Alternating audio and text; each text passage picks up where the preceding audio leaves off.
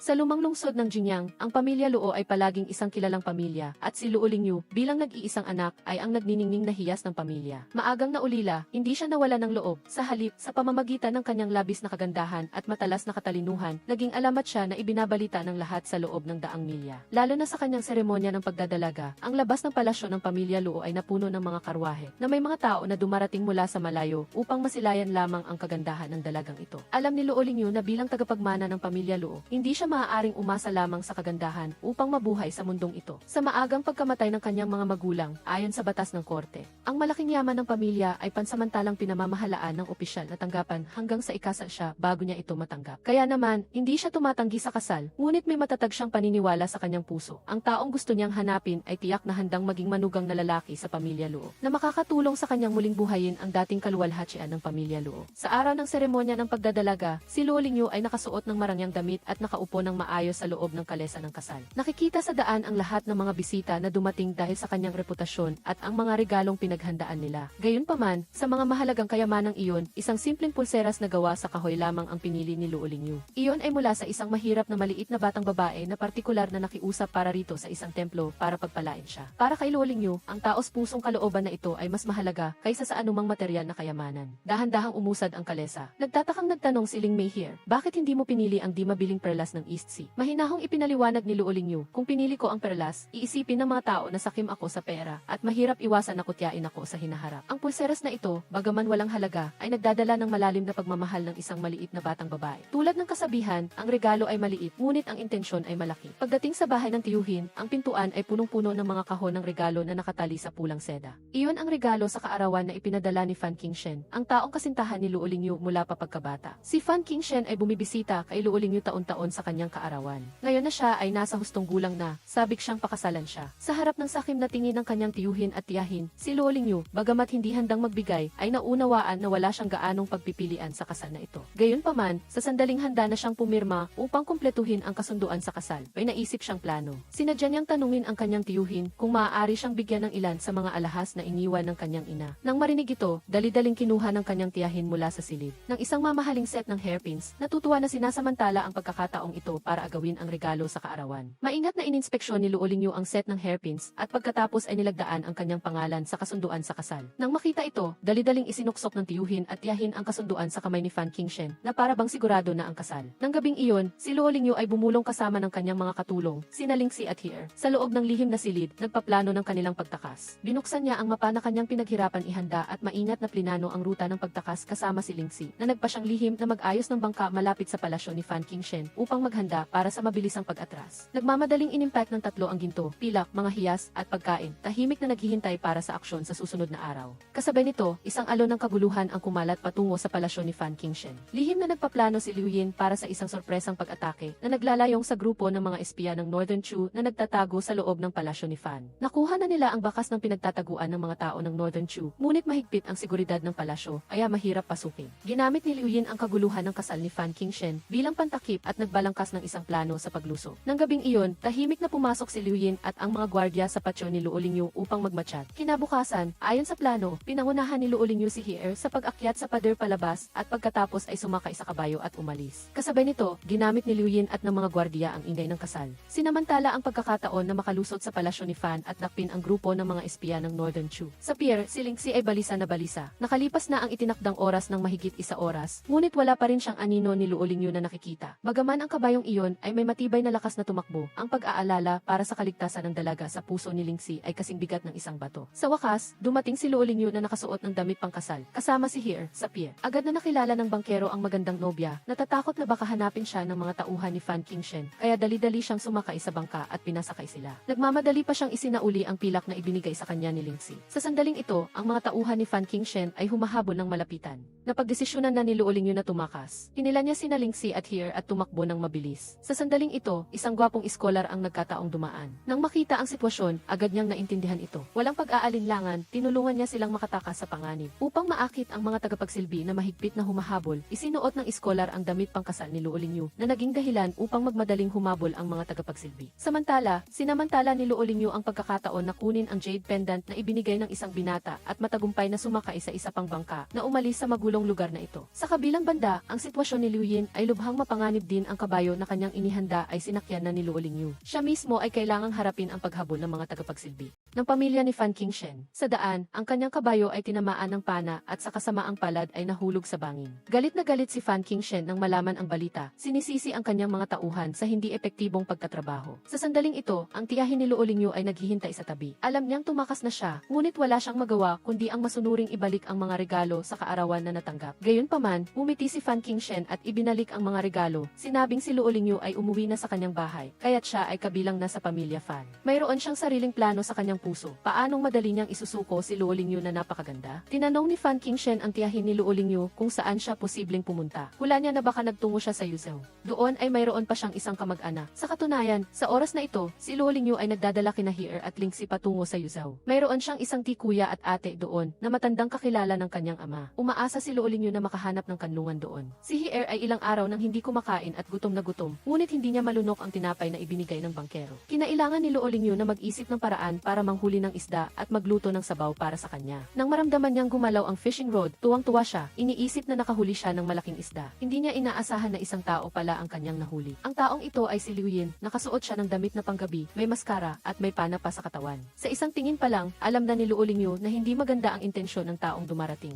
Siya mismo ay tumatakas, kaya't natural na ayaw niyang magdala pa ng isang taong hindi alam ang pinagmulan. Gayunpaman, si Lingxi ay hindi nakatiis at hinikayat siyang gumawa ng mabuti. Ang mga salita ni Heer ay umantig sa puso ni Luo Lingyu at nagpasya siyang iligtas ang nasugatan na lalaki. Hindi inalis ni Luo Lingyu ang maskara ni Liu Yin, maingat lamang na inalis ang palaso sa kanyang katawan at pagkatapos ay ginamit ang huling bote ng ginseng na gamot na iniwan sa kanila ng kanyang ama upang bendahe ang kanyang sugat. Araw-araw, naghahanda siya ng isang bahagi para kay Liu Yin para sa 3 beses na pagkain. Bagaman hindi niya alam kung sino ang nasugatan na lalaki, gusto pa rin niya siyang iligtas. Sa mga araw sa bangka, bagaman hindi magkakilala sina Luo Lingyu at Liu Yin, ngunit nagkaroon ng hindi sinasadyang pagkakaintindihan sa pagitan nila. Nakita ni Liu Yin ang matingkad na pulang damit pangkasal sa mesa at agad na nakilala na ito ang taong kumuha ng kanyang kabayo. Gayunpaman, dahil siya ay malubhang nasugatan, hindi niya nais na balikan ang nakaraan. Wala siyang magawa kundi magtiis pansamantala at magpagaling. Sa wakas, ang Yuzu Pier ay nasa harapan na nila. Matapos ang ilang araw ng pagpapagaling, halos gumaling na ang sugat ni Liu Yin. Upang maiwasan ang hinala, pinababa ni Luo Lingyu si Liu Yin mula sa bangka ng mas maaga at lumangway siya sa pampang. Ang alaala ni Luo Lingyu tungkol sa kanyang tiyahin ay nananatili pa rin sa mainit na panahon ng kanyang pagkabata. Noong palagi siyang niyayakap at kinakausap nito. Ngunit marami ng taon ang lumipas. Nang puntahan niya ang kanyang tiyahin, hindi maiwasan na kabahan siya. Inisip niya na matagal na siyang nakalimutan nito. Ang pagtakas na ito ay isang malaking sugal para sa kanya at ang kanyang tiyahin ang tanging maaasahan niya sa dayuhang lugar na ito. Nang tumawid sina Luo Lingyu at Heer sa pintuan ng bahay ng pamilya Liu, ikinagulat nila ang tanawin sa harapan. Ito ay isang malaking hardin at hindi pa sila nakakita ng gayong kahanga-hangang arkitektura. Sa kabutihang palad, ang kanyang tiyahin ay mabait at hindi mapili. Nang marinig niya ang kanilang mga pangalan at makita ang kanilang kaawa-awang hitsura, hindi siya nag-atubili na tanggapin sila, binibigyan sila ng pansamantalang kanlungan. Nang gabing iyon, nag-aalalang tinanong ni Heer si Luo Lingyu tungkol sa kanilang mga plano sa hinaharap. Walang tiyak na plano si Luo Lingyu sa kanyang puso. Maaari lamang siyang sumulong ng paunti-unti. Gayunpaman, isang matapang na ideya ang pumasok sa kanyang isip. Maaari siyang makahanap ng isang lalaki na gusto niya sa pamilya Liu at hikayatin siyang maging manugang na lalaki at sa gayon ay mabawi ang ari-arian na sa kanya. Sa makatuwid, nagsimula siyang lihim na magtanong tungkol sa mga anak na lalaki ng pamilya Liu, umaasa na makahanap ng isang taong magpapakilo sa kanyang puso. Sinabi sa kanya ng kanyang tiyahin na ang pamilya Liu ay may maraming anak na lalaki, ngunit kakaunti ang anak na babae. Nang marinig ito, lihim na natuwa si Luo Lingyu na pakiramdam niya ay dumating na ang kanyang pagkakataon. Maingat niyang pinakinggan ang tiyahin na nagkukwento tungkol sa ilang anak na lalaki ng pamilya Liu. Sa mga ito, ang pangalawang binata, si Liu Xian, ang nag-iwan ng pinakamalalim na impresyon sa kanya. Siya ay gwapo, may malawak na kaalaman, mataas ang pinag-aralan, at may mabuting asal, isang pambihirang talento. Samantala, ang pangatlong binata, si Liu Yin, ay isang pangalawang anak na maagang namatay ang ina at walang maaasahan. Bagaman siya ay gwapo, ang kanyang pag-ugali ay medyo maluwag at ang mga tsismis tungkol sa pag-ibig ay walang humpay. Maingat na nag-isip si Luo Lingyu sa kanyang puso. Bagaman si Liu Xian ay ang kayamanan ng pamilya Liu, tiyak na makakaharap siya ng maraming hadlang kung hikayatin niya itong maging manugang. Samantala, si Liu Yin ay walang mapagkunan, kaya't hanggat luluhod siya sa kanya at kumbinsihin siyang maging manugang, hindi ito dapat maging mahirap. Sa makatuwid, nagpa siya si Luo Lingyu na mag-focus kay Liu Yin. Kinabukasan, nagpunta si Luo Lingyu at ang kanyang tiyahin upang mamasyal at manood ng mga bulaklak at nagkataong nakilala nila ang matandang ginang ng pamilya Liu.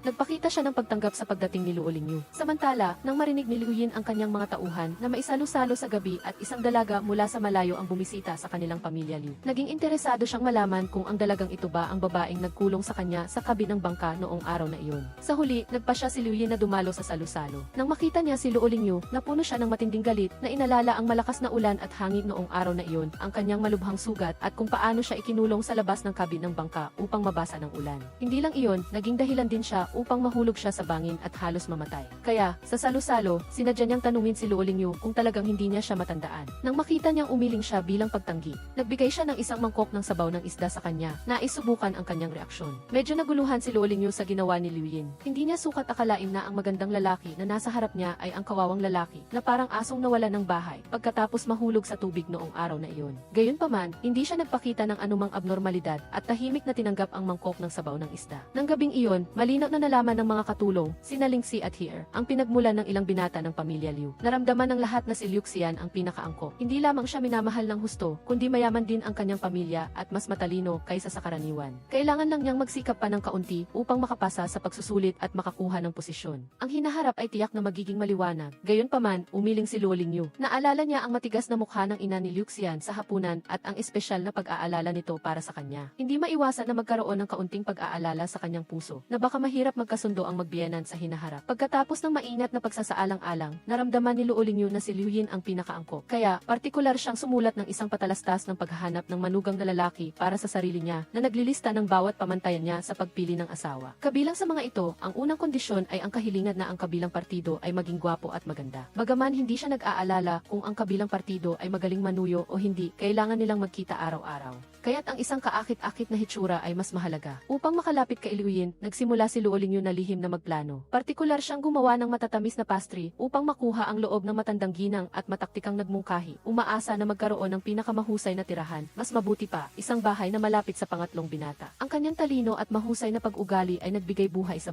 pamilya Liu. Kinabukasan, sinadya ni Luo Lingyu na maglakad-lakad sa paligid ng tirahan ni Liu Yin, hawak ang isang detalyadong mapa. Pinag-iisipan niya kung paano pumili ng isang tirahan na maginhawa para sa pagpapalago ng damdamin kay Liu Yin nang hindi nawawala ang kanyang kagandahan. Alam ni Luo Lingyu na ang kilos na ito ay hindi maiiwasang makakuha ng atensyon ng ibang kababaihan sa palasyo. Lalo na ang mga dalagang mailihim na paghanga kay Liu Yin, tiyak na magsiselos at lihim na sisiyasatin ang kanyang pinili. Ngunit, hindi madaling basahin ang isip ni Luo Lingyu. Nagkunwari siyang inosente, masayang nakipag-usap sa mga dalaga, sadyang nag-iiwan ng kalabuan at kawalang alam sa kanyang mga salita. Ngunit sa katunayan, mayroon na siyang plano sa kanyang isip. Si Liu Yin, na nakatayo sa tabi at nagmamasid, ay nakarinig ng kahulugan sa mga salita ni Luo Lingyu at palihim na natawa sa kanyang sarili. Nagpasya siyang bigyan siya ng isang maliit na pagsubo. Lumapit siya kay Luo Lingyu, nagkunwaring masigasig na nag-alok na tulungan siyang pumili ng pinakamahusay na tirahan. Ngunit sa katunayan ay mataktikang inakay siya sa isang lugar na malayo sa kanyang tirahan. Ngunit si Luo Lingyu ay hindi basta-basta. Mabilis siyang nakaisip ng dahilan na manghuli ng paru-paro. Nagkunwaring naglalaro at tumatakbo kung saan-saan. Ngunit sa katunayan ay mataktikang bumalik sa orihinal na posisyon. Sa isang tingin, nakita niya ang bahay na pinangalanang Suyuan at agad na nagdesisyon na ito ang kanyang magiging tirahan. Nang makita ito, hindi lamang hindi nagalit si Liu Yin, kundi nakaisip pa siya ng isang plano. Lihim niyang pinahid ang makeup ni Luo Lingyu habang hindi siya nakatingin na umaasang kusang aatras siya. Ngunit hindi umatras si Luo Lingyu, kundi direkta pa siyang nagtungo sa matandang ginang at nagpumilit na manatili sa Aksuyuan. Bagaman nagpaalala ang matandang ginang na matagal nang hindi inaayos ang lugar at maraming insekto, nagpumilit pa rin si Luo Lingyu na hindi siya nag-aalala. Nang makita ang kanyang matatag na saloobin, pumayag ang matandang ginang. Nang pumasok si Luo Lingyu kasama ang kanyang mga katulong at kapatid na babae sa Aksuyuan, talagang nagulat sila sa tanawin. Ang lugar ay tulad ng sinabi ng matandang ginang, sira-sira at walang anumang maayos na kasangkapan. Ngunit alam ni Luo Lingyu na sa puntong ito, wala na siyang magagawa kundi ang magtiis at pangunahan ang kanyang mga katulong sa paglilinis. Kasabay nito, ang mga dalagang nakakaalam na pinili ni Luo Lingyu ang Aksuyuan ay nagalit, kaya't lihim nilang inutusan ang mga tao na magtambak ng mga itinapon na kasangkapan sa bakuran. Sa harap ng tumpok ng mga regalong ito, hindi nagalit si Luo Lingyu, kundi pumili pa siya ng isang maliit na florera at inilagay ang mga bagong pitas na bulaklak. Agad niyang pinalamutyan ang sulok ng sirang lugar na ginagawa itong masigla. Ang kanyang optimismo at katatagan ay kumalat sa lahat. Lahat ay nagsimulang aktibong makilahok sa paglilinis. Upang malutas ang problema sa higaan, madalas na pumunta si Luo Lingyu sa katabing bahay. Tuwing kakatok siya sa pinto, binabago niya ang dekorasyon mula sa pink na rosas hanggang sa puting rosas na nagpapatawa at nagpapawalang lakas kay Liu Yin. Sa huli, hindi na nakayanan ni Liu Yin ang pang-istorbo. Nagpasya siyang utusan ang kanyang tauhan na si Jin Chuan na magpanggap na multo ito upang takutin si Luo Lingyu. Iniisip na ito ang magpapahina sa loob nito. Gayunpaman, si He ay matapang. Hindi lamang siya hindi natakot kundi nakipaglaro pa sa multo. Sinulyapan ni Luo Lingyu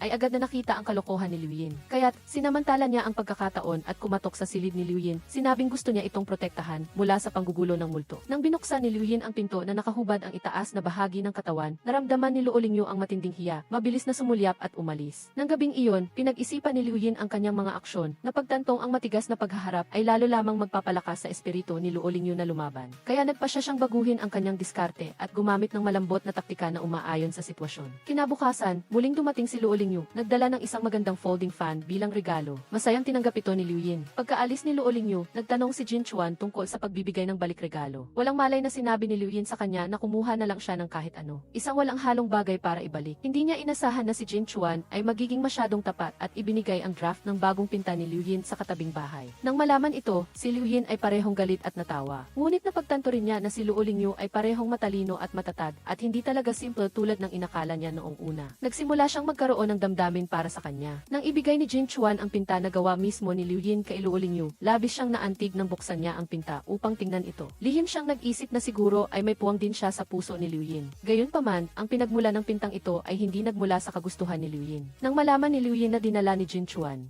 ang kanyang mahalagang pinta bilang balik regalo, hindi niya maiwasang magalit. Malinaw na sinabi niya kay Jin Chuan na kumuha ng bagay na may pinakamababang halaga. Hindi niya inaasahan na si Jin Chuan ay pipiliin ang pinta na pinaghirapan niyang gawin, kaya't mali ang pagkakaintindi ni Luo Lingyu sa intensyon ni Liu Yin. Iniisip na ito ay isang lihim na pag-amin ng pag-ibig mula sa kanya. Nagsimula siyang magplano sa kanyang puso kung paano siya makatatayo ng matatag sa palasyo ng pamilya Liu at magbalangkas ng isang plano para manatili ng matagal. Nakita niyang pagkatapos niyang lumipat sa Xuyuan, talagang nakagalit siya ng hindi kakaunting dalaga ng pamilya Liu, kaya nagpasya si Luo Lingyu na gumawa ng aksyon upang pakalmahin ang kanilang relasyon. Tinawag niya sina He at Lingxi upang gumawa ng maraming artificial flower at nagplano na ibigay ang mga ito bilang regalo sa susunod na pagkikita nila ng mga dalagang iyon upang magpakita ng mabuting kalooban. Kasabay nito, lubos ding sinamantala ni Luo Lingyu ang pang-akit ni Liu Yin at nagsimulang mag-isip kung paano kumita ng pera sa kanyang sariling lupain. Nang marinig niyang maraming dalaga ang nagtitipon sa labas ng pinto, masigla niya itong binuksan at tinanggap sila. Inaanyayahan silang pumasok sa bakuran. Maingat niyang inayos ang tatlong klase ng upuan na tinukoy ang presyo ayon sa layo mula sa tirahan ni Liu Yin. Sa ganitong paraan, natugunan niya ang pangangailangan ng bawat isa at kumita pa ng malaking halaga ng pera. Ang bakuran ni Liu Yin, na karaniwang tahimik, ay naging maingay mula umaga hanggang gabi. Nagtataka siyang nagtanong kay Jin Chuan at nalaman niyang ginagamit pala ni Luo Lingyu ang kanyang kagandahan upang kumita ng pera. Hindi niya maiwasang makaramdam ng kaunting inis. Gayunpaman,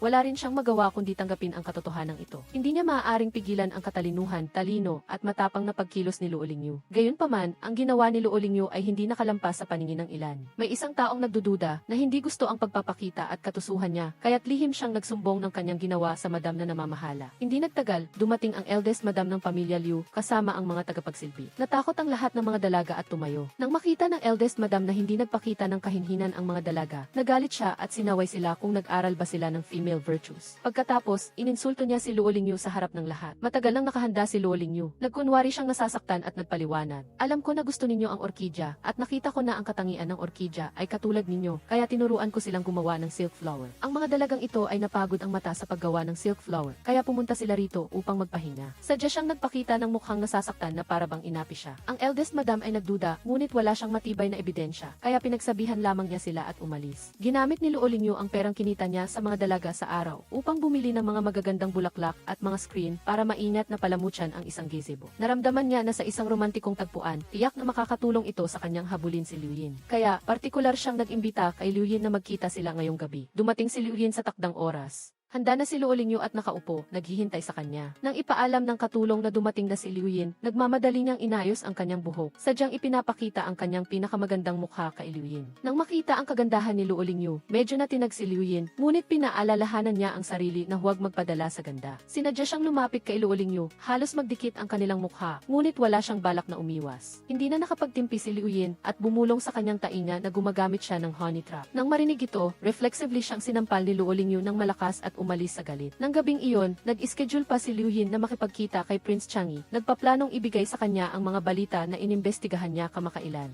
Ngunit sa kanyang panaginip, hindi niya inasahan na siya ay sasampalin. Ang kanyang mukha ay may marka pa ng pula. Nang marinig ni Prince Chang'e ang kanyang kwento, hindi niya maiwasang matawa. Samantala, ang pananampal ni Luo Lingyu ay malinaw na isang padalos-dalos na aksyon. Pagbalik niya sa bahay, mas lalo siyang nagsisisi habang nag-iisip siya. Pagkatapos ng matinding pag-iisip, nagpa siya siyang bumalik kay Liu Yin, humingi ng tawad sa kanya at linawin ang kanyang damdamin. Nang gabing iyon, matagumpay na bumalik si Prince Xingyang, ngunit sa daan pa uwi, nakaranas siya ng isang sorpresang pag-atake. Ang mga asasin ay mahusay na sinanay at napakalupit. Malinaw na may intensyon silang patayin siya. Sa kabutihang palad, dumating ang mga reinforcement sa tamang oras. Ang lahat ng mga asasin ay napatay. Si Prince Xingyang, nag-uutos na siya sa atin ng husto ang pagkakakilanlan ng mga asasin. Ngunit natuklasan na ang mga taong ito ay mahusay na naghanda. Hindi lamang sila walang dalang armas, kundi naghanda pa sila ng lason para sa kanilang sarili. Nagdulot ito ng hinala sa kanya dahil ang itinerary ng lihim na biyaheng ito, maliban sa pagpapaalam kay Liu Yin, ay walang ibang nakakaalam. Nagsimula siyang maghinala na si Liu Yin ay posibleng nagtaksil sa kanya. Kasabay nito, si Luo Lingyu, na may luha sa kanyang mga mata, ay nagsabing labis siyang nagsisisi. Ang nakaraang sagutan ay ganap na hindi sinasadya. Nakita ni Liu Yin ang luha at ang pulang marka sa kanyang mukha, parehong nagalit at natawa. Tinanong niya kung mahina ba ang kanyang memorya.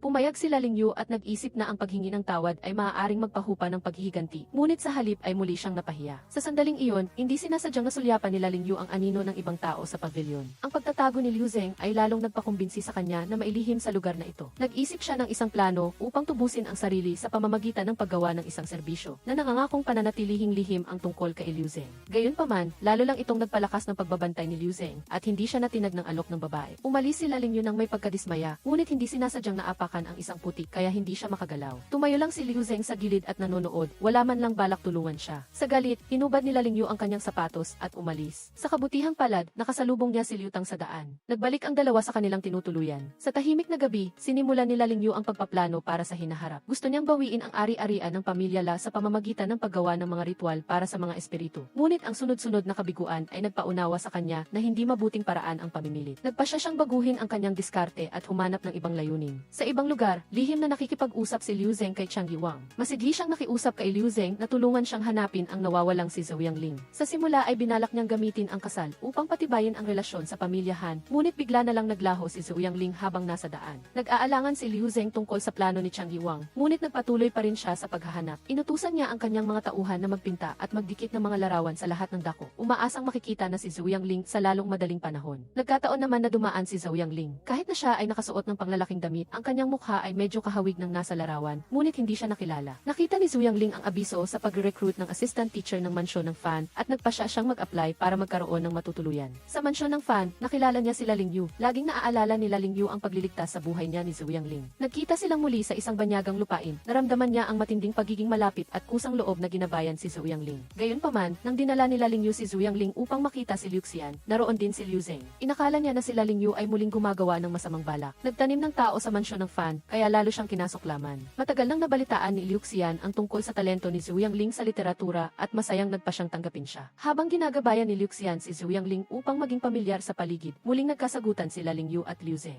Tinitingnan ni Liu Zeng sila Lingyu bilang isang mapanlinlang na tao, samantalang kinasusuklaman naman niya ang kayabangan nito. Lalong tumindi ang hindi pagkakaunawaan at salungatan sa pagitan nilang dalawa. Kasabay nito, dumating si Fan Qingchen sa Yezhou. Bagamat mayroon siyang mahalagang misyon sa paglalakbay na ito, hindi pa rin niya nakalimutan sila Lingyu. Inutusan niya ang kanyang alipin na hanapin ang kinaroroonan nila Lingyu at nagkataong nakita niya ito at si Lingxi na bumibili ng tela sa kalsada. Muli silang nagkita. Kahit na sila ay dating magkasintahan, naiinis sila Lingyu sa pangulit ni Fan Qingchen. Alam niya na hindi pa naaayos ang pagkakagalit sa pagitan niya at ng pamilya Fan, kaya ayaw na niyang ma-involve pa. Kaya naglakas loob siyang direktang ipahayag ang kanyang damdamin kay Fan Qingchen, umaasang makahanap ng asawa na handang maging manugang na lalaki sa bahay. Kung pumayag ito, handa siyang sumama kaagad sa kanya pauwi. Nang marinig ito, tuwang-tuwa si Fan Qingchen at nangako siyang bibigyan siya ng masayang buhay. Ngunit sinabi rin niya ng tapat na sa isang marangal na angkan tulad ng pamilya Fan sa Sozhou. Ang pagiging manugang na lalaki sa bahay ay hindi maiiwasan na magdulot ng chismis. Sa harap ng pag-aalinlangan ni Fan Qingchen, diretsahang sinabi nila Lingyu na ayaw niyang pilitin ang sinuman. Gayunpaman, tila hindi madaling sumuko si Fan Qingchen. Mahigpit niyang hinawakan ang pulso ni Ling Yu, desidido na iwi siya sa pamilya Fan. Sa sandaling iyon, dumating si Ling Xi sa tamang oras at mabilis na hinila sila Ling Yu palayo. Hindi kalayuan, nagtatago sina Liu Zeng at Jin Chuan sa karamihan, tahimik na pinagmamasdan ang lahat. Natuklasan nila na walang pakikipagsabuatan sila Ling Yu at Fan Qingchen na nagpapatunay na talagang tumakas siya mula sa kasal. Walang maiwasan na may pagnanais na tumulong sa kanilang puso. Hindi nagtagal, naabutan ni Fan Qingchen sila Ling Yu at Ling Xi. Nang akmang puwersahin niyang dalhin sila Ling Yu muli, humarang si Liu Zeng sa pagitan ng dalawa. Kalmado niyang pinaalalahanan si Fan Qingchen na hindi ito suoshaw at kailangan niyang maging maingat sa kanyang mga aksyon at huwag pahirapan ang iba. Pagkatapos, iniwan niya sila Ling Yu at Ling Xi mula sa pinangyarihan. Sa karwahe pabalik, nagtaka si Liu Zeng kung bakit tinanggihan nila Ling Yu ang pamilya Fan. Nagpapasalamat sila Ling Yu kay Liu Zeng sa kanyang agarang tulong, kaya sinabi niya ang buong katotohanan tungkol sa pag-atras sa kasal. Matapos malaman ang katotohanan, nawala ang pagdududa ni Liu Zeng. Ang pinaka-ikinababahala niya ay ang pagiging espiya nila Ling Yu. Ngunit ngayon ay tila gusto lang niyang takasan ang isang hindi masayang kasal. Ang tapang na ito ay humanga sa kanya ng kaunti. Pagbalik sa kanilang tirahan, masayang ipinakita ni Ling Xi kay Ling Yu ang kahon ng damit na regalo ni Jin Chuan. Sa loob ay may magagandang tela na hinabi na siya mismong pinangarap ni Ling Yu noong araw, ngunit hindi niya kayang bilhin. Naguluhan si Ling Yu, hindi niya maintindihan kung bakit biglang nagbigay si Liu Zeng ng ganoon kagandang regalo. Naalala ang pag-uusap sa karwahe, minsan niya nang pinaalalahanan si Liu Zeng na huwag siyang tingnan ng mapanghusga o maawa. Ngunit sumagot si Liu Zeng ng panlilibak noong oras na iyon. Ngayon, ang gawaing ito ay talagang nagpagulo sa kanya. Sa ibang lugar, ipinagmamalaki ni Jin Chuan na iniulat kay Liu Zeng na naghatid siya ng maingat na piniling tela at alahas sa nila Ling Yu. Nagulat si Liu Zeng nang marinig ito. Ang mga bagay na iyon ay orihinal na regalo na inihanda niya para kay Adi.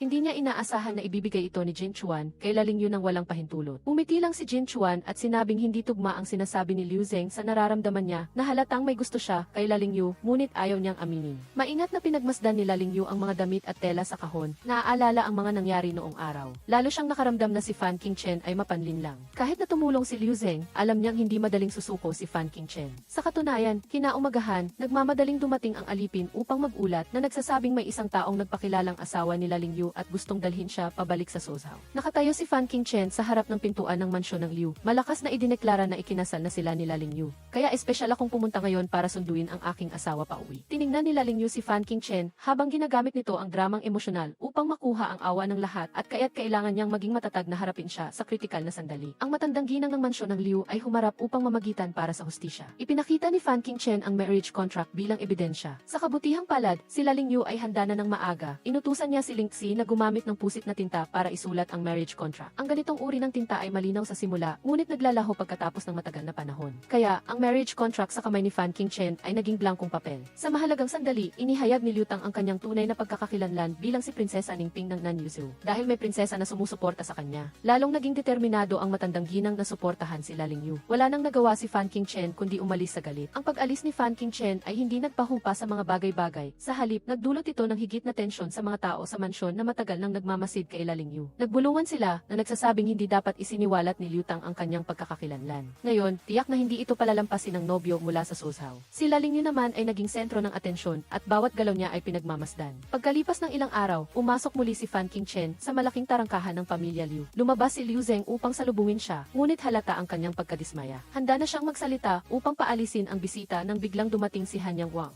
Pagkakita sa kaibigan na matagal nang hindi nakikita, si Liu Zeng ay nagulat at natuwa. Nagmamadali siyang nagbigay galang at masayang sinalubong ito. Nakita ito ni Fan Qingchen at nagplano na gamitin ang kapangyarihan ni Han Yang Wang upang bawiin ang kanyang katarungan. Gayunpaman, hindi siya binigyan ni Han Yang Wang ng pagkakataon na iyon. Direkta siyang sumunod kay Liu Zeng sa mansyon na nag-iwan kay Fan Qingchen na nakatayo doon, na lubos na nahihiya. Tahimik na nagmamasid sila Ling Yu sa tabi. Nakita niya ang magalang na saloobin ni Liu Zeng sa bisita at kahit kay Fan Qingchen ay napakagalang. Lihim siyang naghinuha na ang taong ito ay tiyak na may mataas na posisyon. Nagplano siyang kung maaari niyang gamitin ang pagkakataong ito upang kumapit kay Han Yang Wang. Tiyak na hindi na maglalakas loob si Fan Qingchen na pahirapan pa siya. Kaya, nagsimula siyang mag-isip kung paano makakalapit ng maayos sa kagalang-galang na bisita. Sa sandaling iyon, nagtitimpla ng tsaa si In Chuan sa labas ng pavilion. Nang makita ito, nagkaroon sila Ling Yu ng ideya. Sa kadahilan ng magpapasalamat kay Liu Zeng para sa alahas na regalo kahapon, nag-alok siyang siya mismo ang magtimpla ng tsaa upang ipahayag ang kanyang pasasalamat. Masayang ibinigay ni In Chuan ang lugar. Ang paglalakbay ni Hanyang Wang ay orihinal na paraan upang mag-imbestiga kung isisiwalat ba ni Liu Zeng ang kanyang itinerary. Nang makita niyang itinatago itong lihim ni Liu Zeng, unti-unting nawala ang kanyang mga pagdududa at nagsimula siyang mag-enjoy sa tanawin sa paligid. Hindi sinasadyang natuklasan ni Hanyang Wang sila Ling Yu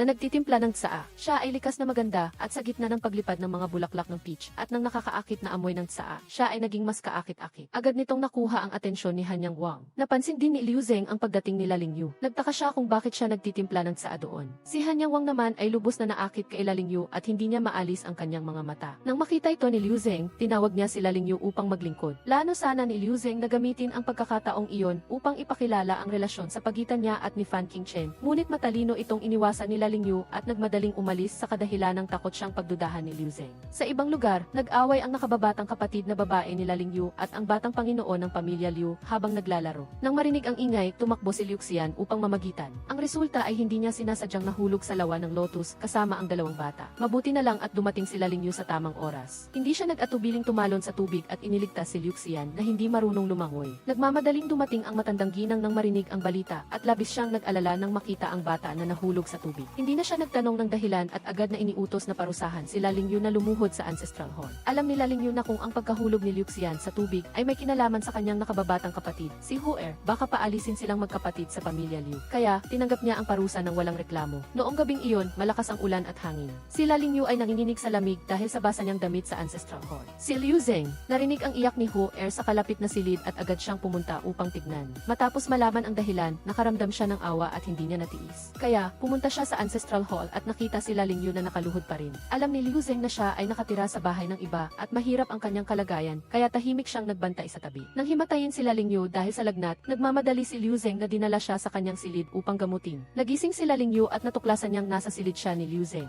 May tuyong damit din sa tabi ng kama. Sa sandaling iyon, nagdala si Liu Zeng ng gamot at sinabihan siyang palitan ang kanyang basang damit. Si Liu Zeng, nakaraniwang mapanuri kay Ling Yu, ay naging lalo pang maalalahanin sa pagkakataong ito. Masunuring nagpalit ng damit si Ling Yu at matapos magpasalamat, taos puso siyang nakiusap kay Liu Zeng na bisitahin si Liu Xian at pinayuhan din siya na huwag banggitin ang pangalan ni Huer kapag nagising si Liu Xian. Kinaumagahan, pumunta si Liu Zeng sa silid ni Liu Xian upang bisitahin ito. Sinabi ng matandang ginang na magiging maayos si Liu Xian at magigising ito sa lalong madaling panahon. Gayunpaman, ang babaeng lihim na nagkakagusto kay Liu Xian ay sinamantala ang pagkakataon na siraan si Ling Yu sa harap ng matandang ginang, nagbabalak na gamitin ang insidente upang paalisin siya sa mansyon. Narinig ni Liu Zeng ang lahat habang nakatayo sa tabi. Hindi niya mapigilang magsalita upang ipagtanggol si Ling Yu. Ngunit halatang hindi ito palalampasin ng matandang ginang. Galit siyang nagsabi na tiyak na imbestigahan niya ng gusto ang pagkahulog ni Liu Xian sa tubig. Samantala, tahimik na pumasok si Ling Yu at sa kanyang puso, nagpapasalamat siya kay Ling Xi sa pagsasakripisyo para sa kanya kagabi. Na tinulungan siyang makaiwas sa pagsubaybay ng matandang ginang. Nang malaman niyang ipinatawag siya ng matandang ginang, mabilis siyang nagbasa ng kaunting tubig sa kanyang damit, nagkunwari na nakaluhod siya buong gabi upang harapin ang nalalapit na pagtatanong. Seryoso ang mukha ng matandang ginang at direktang itinuro ang insidente ng pagkahulog ni Liu Xian sa tubig. Ang bagay na ito ay may kinalaman sa kanyang minamahal na nakababatang kapatid na babae. Nang marinig ito, nagpakita si Ling Yu ng hirap at nag-atubili siyang magsalita. Sa sandaling iyon, tumakbo si Liu Chang at isinalaysay ang buong pangyayari noong araw na iyon. Sinamantala ni Ling Yu ang pagkakataon na magdagdag, itinuro ang bakas ng mantika sa bato na nagpapahiwatig na ito ay isang planadong sabwatan.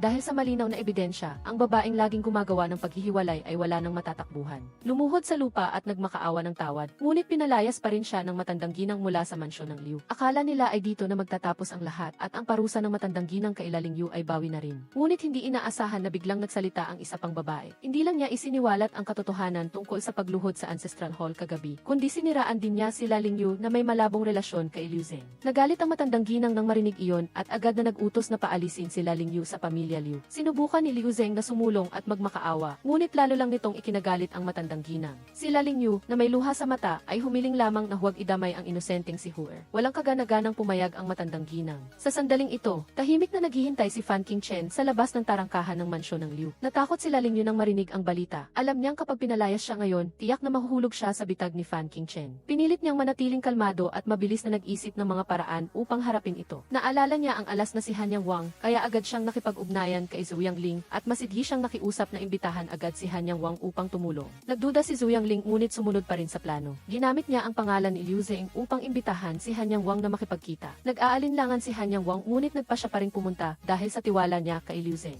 Sa kabilang banda, naisip ni Liu Zeng na humingi ng tulong sa matandang ginang ng kanilang pamilya. Kinuwento niya ng detalyado ang proseso ng kanilang pagkikilala ni Ling Yu at binigyang diin diin ang 2 beses na pagliligtas ni Ling Yu sa buhay ng pamilya Liu. Napatango ang matandang ginang sa kwento at siya mismo ang humarap upang kumbinsihin ang matandang ginang na bigyan si Ling Yu ng isa pang pagkakataon na ayusin ang mga pagkakamali. Sa sandaling naghahanda si Liu Zeng na lumabas upang hanapin si Ling Yu, dumating na sakay ng kabayo si Han Yang Wang. Mabilis na itinulak ni Ling Xi si Fan Qingchen sa harap ng kabayo na naglalayong lumikha ng kaguluhan. Nagmadaling hinila ni Han Yang Wang ang renda na ikinagulat ng kabayo at naging sanhi upang mawalan ng kontrol ang sitwasyon. Sa sandaling ito, hindi inalintana ni Ling Yu ang kanyang sariling kaligtasan at matapang siyang humarap upang protektahan si Han Yang Wang. Ang aksyon na ito ay umantig sa puso ni Han Yang Wang. Dumaan si Liu Zeng sa tamang oras. Ibinigay niya kay Ling Yu ang balita na nagbago na ang isip ng matandang ginang at pinayagan na siyang manatili sa pamilya Liu. Si Ling Yu ay natuwa at nagulat, iniisip na ito ay dahil sa kanyang nakababatang kapatid na babae. Ang impresyon ni Han Yang Wang kay Ling Yu ay lalong lumalim at inanyayahan pa niya itong dumalo sa isang piging na gaganapin sa kanyang mansyon. Naiintindihan ni Ling Yu ang ibig sabihin nito, ngunit ngumiti lang at hindi sumagot. Nagtanong si Han Yang Wang kay Liu Zeng tungkol sa isang mahalagang bagay at si Liu Zeng ay biglang hindi nakapagsalita. Matalinong nagbigay ng senyas si Ling Yu upang mawala ang pagkailang. Pumasok silang tatlo sa mansyon ng Liu. Habang nag-uusap ng kaswal sina Han Yang Wang at Liu Zeng sa pavilion, dumating si Chang Yiwang. Si Han Yang Wang at Chang Yiwang ay matagal nang may alitan.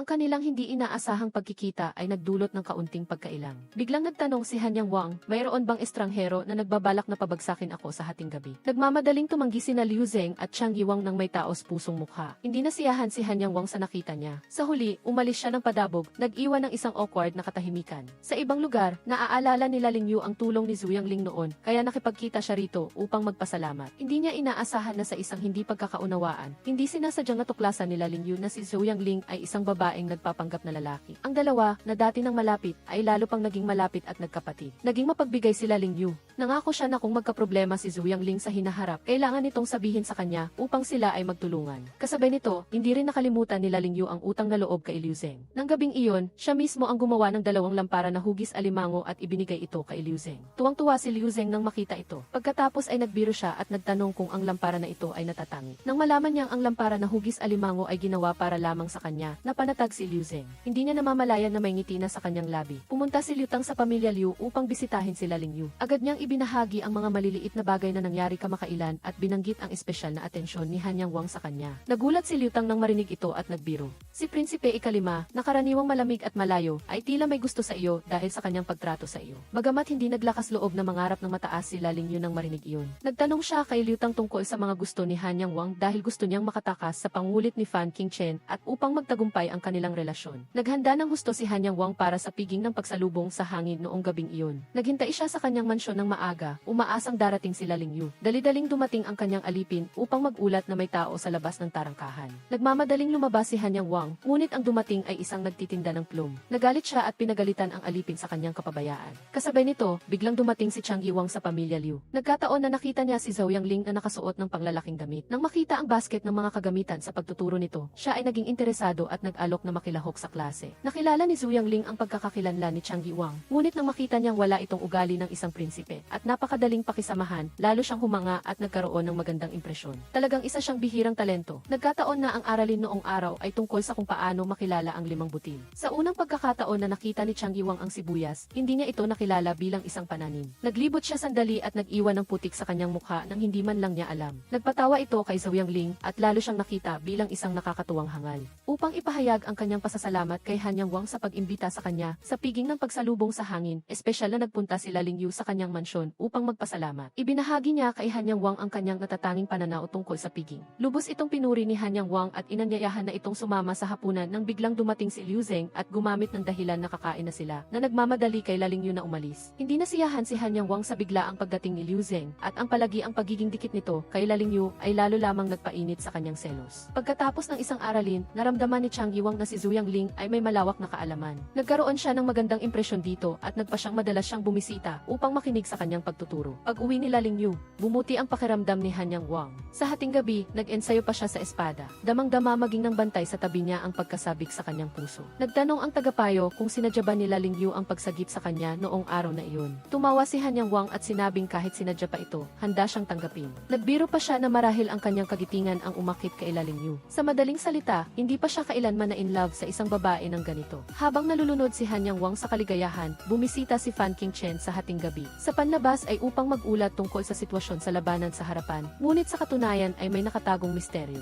Nahalata ni Han Yang Wang ang misteryosong tao na sumusunod kay Fan Qingchen. Ang taong ito ay nakasuot ng simpleng damit at walang pagkakakilanlan, nakahawig ng grupo ng mga nakaitim na nagtangkang patayin siya noong gabing iyon. Nag-isip si Han Yang Wang ng isang plano, sadyang hinayaan itong mabuhay, nagbabalak na paamuhin ang utak. Ang taong ito ay sa katunayan si Zhao Yuan, isang espiya na ipinadala ni Liu Zeng. Ang layunin niya ay subaybayan si Fan Qingchen, ngunit hindi niya inaasahan na mahuhuli siya nito at ginamit siya upang dalhin siya sa mansyon ni Han Yang Wang sa hating gabi. Nang malaman ni Liu Zeng na nahuli si Zhao Yuan, labis siyang nag-alala at gustong pumunta agad upang iligtas siya, ngunit pinigilan siya ni Chang Yiwang. Pinaalalahanan siya ni Chang Yiwang na ang walang pag-iisip na aksyon ay magiging sanhi lamang ng pagkagambala, kaya mas mabuting maghintay na lamang ng tamang oras at magplano ng maingat. Nang marinig iyon, nagkaroon si Liu Zeng ng ideya at nagpasya siyang gamitin ang piging na gaganapin ni Han Yang Wang upang hanapin ang paraan na iligtas si Zhao Yuan. Kaya, isang komplikadong relasyon na umiikot sa pagmamahalan, intriga, at kaligtasan ang tahimik na nagaganap sa lungsod ng Yezhou. Ang kapalaran ng bawat tao ay tila mahigpit na nakatali ng isang hindi nakikitang lubid at malapit na silang harapin ang isang hindi pa naganap na bagyo. Upang matupad ang kanyang pangako, kay Han Yang Wang, maingat na inihanda nila Ling Yu ang isang ingranding piging ng pagsalubong sa hangin. Gayunpaman, hindi pumayag ang langit, biglang umulan habang naghahanda siya. Sa oras na sila Ling Yu ay nag-aalala, humarap si Liu Zeng at kusang loob na nag-alok na tulungan siyang harapin ang hindi inaasahang pangyayaring ito. Ang kanyang pagkilos ay nagpasalamat kay Ling Yu na nagkamaling inakala na gusto niya talagang tulungan siya. Sa sandaling ito, mabilis na nag-isip si Liu Zeng ng isang komprehensibong plano ng pagliligtas. Inilagay niya si Yin Chuan sa labas ng mansyon ni Han Yang Wang upang magbantay. Siya naman ay nagpasya na pumasok sa mansyon sa gabi. Gayunpaman, upang palakasin ang seguridad, naglagay si Han Yang Wang ng maraming komplikadong mekanismo sa loob at labas ng mansyon, lalo na sa pangunahing tarangkahan na puno ng wind chimes. Ang kahit na maliit na galaw ay magdudulot ng ingay. Nang itulak ni Liu Zeng ang pinto, tumunog ang mga wind chimes. Agad nitong inalerto si Han Yang Wang sa loob ng mansyon. Agad niyang pinalakas ang pagbabantay at siya mismo ang namuno sa mga gwardiya, maingat na naghahanap ng mga palatandaan ng nanghihimasok. Sa kabilang banda, abala sila Ling Yu sa paghahanda ng prutas para sa piging sa pavilion. Bigla siyang nakaramdam ng pananakit sa dibdib at nagbalik siya sa kanyang silid kasama si Lingxi upang magpahinga. Sa sandaling ito, nagkataon na nakita niya ang isang sugatan na nakamaskara sa tabi ng ilog. Ang maskara ay nagpaalala sa kanya ng misteryosong tao sa daan. Ang nakakagulat sa kanya ay ang mga mata ng sugatan ay eksaktong kapareho ni Liu Zeng. Bigla niyang napagtanto na ang assassin na pumasok sa mansyon noong gabing iyon ay si Liu Zeng. Dinala nila Ling Yu si Liu Zeng pabalik sa kanyang silid. Matapos ang simpleng pagbenda sa kanyang sugat, sinimulan na nilang pag-usapan ang kanilang mga alitan. Mula sa simula ng palihim na pumasok si Liu Zeng sa kanyang dowry, hanggang sa pagnanakaw niya ng kabayo nito noong siya ay tumakas, at ang pagiging basa nito sa ulan sa bangka na nagpilit sa kanyang bumaba ng bangka ng maaga, at iba pa. Nagpalitan sila ng salita at hindi tumigil sa pagtatalo. Alam nila Ling Yu sa kanyang puso na alam na ni Liu Zeng ang kanyang sekreto mula pa sa simula, ngunit pinili niyang magkunwari na tanga at hindi siya ibinunyag sa loob ng kalahating taon. Dahil dito, nagpasalamat siya at na-frustrate. Habang hinahabol ni Han Yang Wang ang assassin, sa isang sulyap batay sa pamilyar na likod ni Liu Zeng, nakilala niya ito.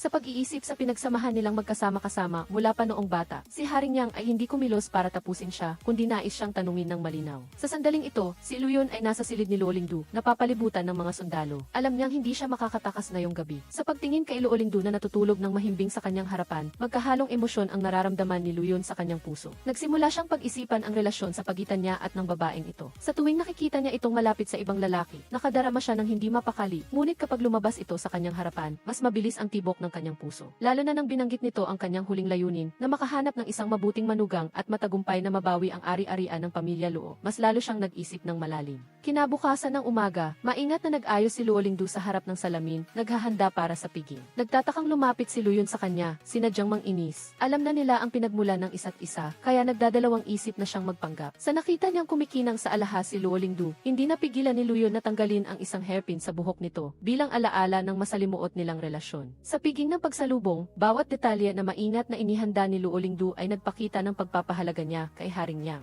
Nang makita si Lu Yun, sinadya ni Haring Yang na tapikin ng malakas ang balikat nito. Nagkaintindihan silang dalawa. Alam ni Lu Yun na alam ni Haring Yang na siya ang di inaasahang panauhin kagabi at si Luo Lingdu, matapos malaman na nasugatan si Lu Yun sa balikat, ay nag-isip at nagpa siyang magpatuloy at imbitahan si Haring Yang na simulan ang piging upang maibsan ang awkward na kapaligiran. Kasabay nito, isang panibagong kaguluhan ang tahimik na namumuo. Isang mahalagang aklat ng record ng pamilya Fan ang nawawala dahil sa kapabayaan. Nagmamadaling nagulat si Fan Qingshen sa kanyang superior. Lubos na hindi nasiyahan ang superior sa kanilang kapabayaan at inutusan silang umalis kaagad sa Yezhou. Gayunpaman, lahat ng ito ay palihim na naobserbahan at natuklasan ni Luyon at Luo Lingdu. Nagsimula silang mapagtanto na sa ilalim ng payapang hitsura ng Yezhou, may mga lihim na paggalaw sa gitna ng marangyang piging. Si Haring Yang, tila hindi sinasadya, ay nagtanong ng isang sensitibong tanong kay Luyon tungkol sa kinaroroonan nito kagabi. Alam ni Luyon na sa harap ng napakaraming tao, anumang kasinungalingan ay maaaring mabunyag dahil sa kakulangan ng ebidensya, kaya't matalino niyang inilihis ang usapan patungo kay Luo Lingdu. Sinabing pinanood niya ang buwan kasama ito. Ang mga salitang ito ay ikinagulat ni Luo Lingdu. Noong una, nagpaplano siyang lumapit kay Haring Yang upang pataasin ang kanyang katayuan, ngunit bigla siyang hinatak ni Luyon na nagpahirap sa kanyang makapagreaksyon. Sa isang madaling desisyon, mabilis na inayos ni Luo Lingdu ang kanyang estratehiya. Sumagot na kagabi ay tinatalakay nila ang mga detalye ng piging gayon, sinisikap na lutasin ang biglaang pagka-awkward. Sa iba pang pangyayari, si Zhu Yangling, sa gitna ng masiglang piging, ay biglang natuklasan ang figura ni Haring Changi. Ilang araw pa lang ang nakalipas, nagtataka pa siya kung bakit hindi pa nagsumite ng takdang aralin si Haring Changi. Sa sandaling ito, nang malaman niya na ang taong nasa harap niya ay ang nobyo na pinili ng kanyang ama para sa kanya, namula ang kanyang mukha at naghalo-halo ang kanyang damdamin. Sa kabutihang palad, hindi siya nakilala ni Haring Changi na nagpapanggap na lalaki. Ito ay nagpanatili kay Zhu Yangling na kinakabahan at lihim na nakahinga ng maluwag. Sa larong bunutan ng piging, si Luyon sana ang nakabunot ng laro ng paghahagis ng pana sa banga. Ngunit ang mga tauhan ni Haring Yang, upang makumpirma kung siya ang salarin kagabi o hindi, ay palihim na pinalitan ang laro sa pagpana. Alam ni Luyon na kung susubukan niyang mamana gamit ang nasugatan niyang balikat kagabi, tiyak na mabubunyag ang kanyang pagkatao, kaya't mabilis niyang itinulak si Luo Lingdu sa harap. Sinabing paulit-ulit itong nagmamakaawa na turuan siya ng pagpana, at ito na ang pagkakataon na turuan siya. Bagamat hindi gusto ni Luo Lingdu, naisip niya na sila ngayon ay nasa iisang bangka, kaya't napilitan siyang pumayat. Nais man ni Haring Yang napalitan siya, ngunit dahil sa pakiusap ni Luo Lingdu, nagpasya siyang huwag na. Binaril niya ang lahat ng mga target, nagpapakita ng pambihirang galing sa pagpana. Samantala, palihim na tinuruan ni Luyon si Luo Lingdu, tinulungan siyang hilahin ang pana. Dahil sa magandang koordinasyon ng dalawa, tinamaan pa nila ang isang lumilipad na kalapati. Bagamat hindi kasing tumpak ni Haring Yang, sapat na ito upang itago ang kanilang tunay na kalagayan. Nang makita ito, nagsimulang magduda si Haring Yang sa pagkakakilanlan ng salarin kagabi at nagsimulang magtaka kung hindi kaya si Luyon ang tunay na target. Habang umabot sa kasukdulan ang mga gawain sa araw, maingat na inobserbahan ni Luo Lingdu ang bawat detalye at biglang natuklasan na ang mga paputok na inihanda para sa gabi ay sinadyang binasa ng isang tao. Bagamat tumigil na ang ulan, ang basa ng mga paputok ay malinaw na sadyang ginawa. Tumingin siya sa paligid at napansin ang nagniningning na mga mata ni Ginang Chen at agad niyang naintindihan. Si Ginang Chen ay may pagtingin kay Luyon at nang makita niya itong personal na tinuturuan si Luo Lingdu. Sa pagpana, malinaw na nakikita ang inggit sa kanyang mukha. Mabilis na nagpasya si Luo Lingdu na kanselahin ang pagpapaputok at palihim na makipagkita kay Ginang Chen upang tanungin ang kanyang motibo. Sa harap ng pagtatanong ni Luo Lingdu, bagamat karaniwan siyang naiinis kay Luo Lingdu, alam niya sa kanyang puso na ang pagkabasa ng mga paputok ay gawa ng kanyang katulong sa sarili nitong kagustuhan at ang pamamaraan ay masyadong walang ina. Mahigpit niyang pinagalitan ang katulong, ngunit sa pag-iisip sa katapatan nito sa kanya, nagpasya siyang siya na mismo ang managot. Nang makita ito, tuwirang sinabi ni Luo Lingdu na pinaalalahanan si Ginang Chen na kung nais niyang makipagkumpetensya, dapat siyang maging tapat at sundin ang dikta ng kanyang puso. Dahil sa kanilang dating samahan, hindi niya ibinunyag ang insidenteng ito. Nang mawala ang pagpapaputok, biglang nagkaroon ng ideya si Luo Lingdu ng isang sayaw ng apoy at kanta. Naglagay siya ng langis sa talim ng espada, at sa pamamagitan ng matinding pagkiskisan, ang dalawang espada habang sumasayaw ay naglabas ng nagniningas na mga kislap. Kasabay ng matitinding awit ng mga sundalo, nakalikha ito ng isang kahangahangang tanawin. Si Haring Yang, na isang general na nakikipaglaban sa larangan ng digmaan sa buong taon, ay unang beses nakakita ng isang babaeng ganoon kalakas at kaaya-aya. Nagkaroon ng paghanga sa kanyang puso para kay Luo Lingdu. Lihim na nanonood si Luyon sa tabi at hindi maiwasang hangaan ang kakayahan ni Luo Lingdu sa pag-improvise habang si Fan Qingshen ay tahimik na nasasaktan. Napagtanto niya na ang lahat ng pagsisikap ni Luo Lingdu ay para mapabilib si Haring Yang at hindi siya. Ang pagkabigo na ito ay nagpalalim sa kanyang pagkaunawa na ang puso ni Luo Lingdu ay hindi na marahil sa kanya. Nang gabing iyon, maliwanag na nasindihan ang mga ilaw sa tirahan ni Haring Yang. Si Haring Yang at si Luo Lingdu ay magkasamang naglalakad ng dahan-dahan sa ilalim ng matingkad na mga parol. Pinupuri ang piging noong gabing iyon. Siya ay bukas palad na nagbigay kay Luo Lingdu ng isang kahilingan, nangangako na tutuparin ang anumang kahilingan sa kanyang kakayahan. Sa nakita ito, naglakas loob si Luo Lingdu na tuwirang ipahayag ang kanyang paghihirap, ang ayaw niyang ikasal kay Fan Qingshen ng pamilya Fan at ibinunyag ang katotohanan tungkol sa kasunduan sa kasal na ito. Sa katunayan ay isang transaksyon na inayos ng kanyang tiyuhin. Lubos na nagalit si Haring Yang pagkatapos marinig ito at agad na nangako na tutulungan siyang makawala sa hindi makatarungang kasunduan sa kasal na ito. Kinabukasan, tumakbo si Lingxi na natataranta upang ipagbigay alam na nawawala si Luo Lingdu. Napagtanto ni Haring Yang at Luyon na may nangyaring masama dahil sa ugali ni Luo Lingdu, tiyak na hindi siya aalis ng tahimik. Agad silang naghinala kay Fan Qingshen. Ang mga bakas ng gulong na naiwan sa labas ng pinto ay lalong nagpatibay sa hinala na ito. Walang pag-aatubili, sumakay si Luyon sa kabayo upang sundan ang mga bakas. Kasabay nito, nagising si Luo Lingdu sa isang madilim na espasyo at natagpuan ang kanyang sarili na nakatali sa isang upuan, nakasuot ng matingkad na pulang damit pangkasal.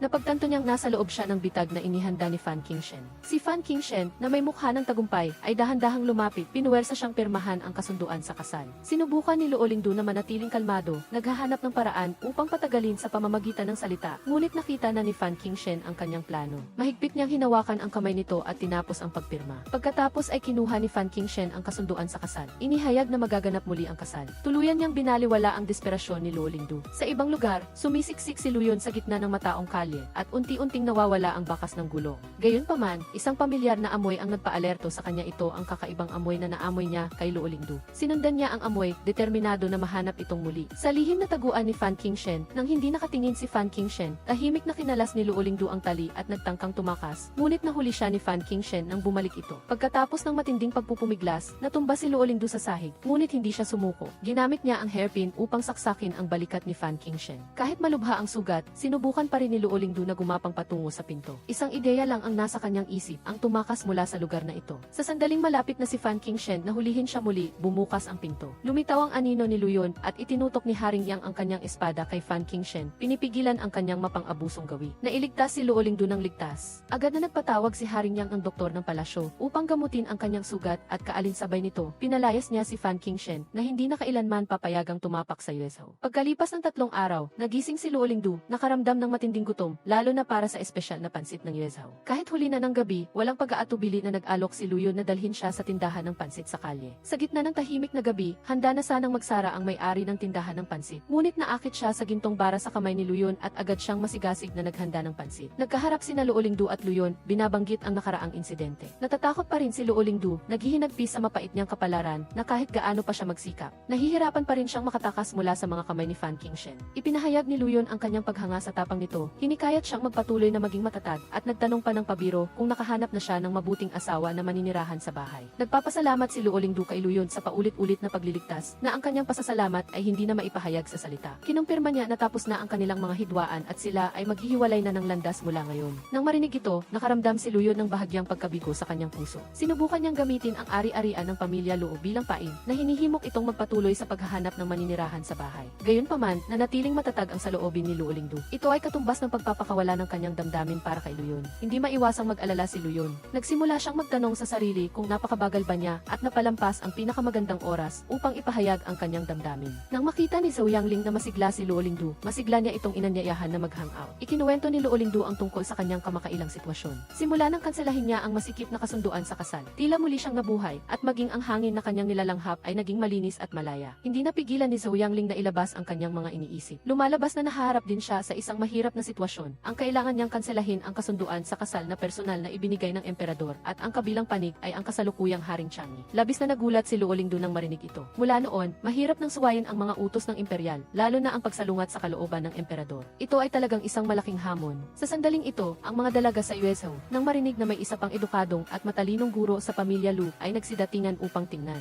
Tunay na ang natatanging kagandahan ni Zhou Yangling ay umakit ng maraming dalaga. Sila ay nagtipon, abala sa pag-uusap tungkol sa paparating na kompetisyon ng Flower God. Ayon sa naririnig, basta't mayroon kang mahusay na talento sa pag-awit at pagsayaw, at angkop ang iyong pinagmulan, maaari kang sumali. Lihim na nakinig si Luo Lingdu, nag-iisip ng palihim. Naghahanap siya ng paraan upang mabawi ang ari-arian ng pamilya Luo, at ang mananalo sa kompetisyon ng Flower God ay gagantimpalaan ng emperador. Ito ay talagang isang magandang pagkakataon. Kahit na sa kasalukuyan ay hindi pa siya karapat-dapat sumali. Dahil sa isyu ng pamilya, ngunit hindi kailanman madaling sumuko si Luo Lingdu. Nagpasya siyang ibigay ang lahat ng kanyang makakaya upang makipagkumpetensya. Si Etang, na hindi nakikialam sa mga usapin ng mundo, ay hindi maiwasang humanga nang makita ang tapang at determinasyon ni Luo Lingdu. Agad na hinikayat ni Luo Lingdu si Etang. Sa totoo lang, siya rin ay malaya. Hanggat gusto niyang sumali sa kompetisyon, maaari siyang magrehistro at maghanda. Upang makakuha ng kwalifikasyon sa paglahok mula sa pamilya Lu, nagmadali si Luo Lingdu upang humingi ng tulong kay Tia Shen. Ngunit tuwirang sinabi ni Tia Shen na hindi lang siya siya ang babaeng miyembro ng pamilya Lu. Ngunit sa pamamagitan ng kanyang galing sa pagsasalita at sinseridad, sa wakas ay nakumbinsi ni Lu Olingdu si Tia Shen. Dinala niya si Lu Olingdu upang makita si Lula Otaitai.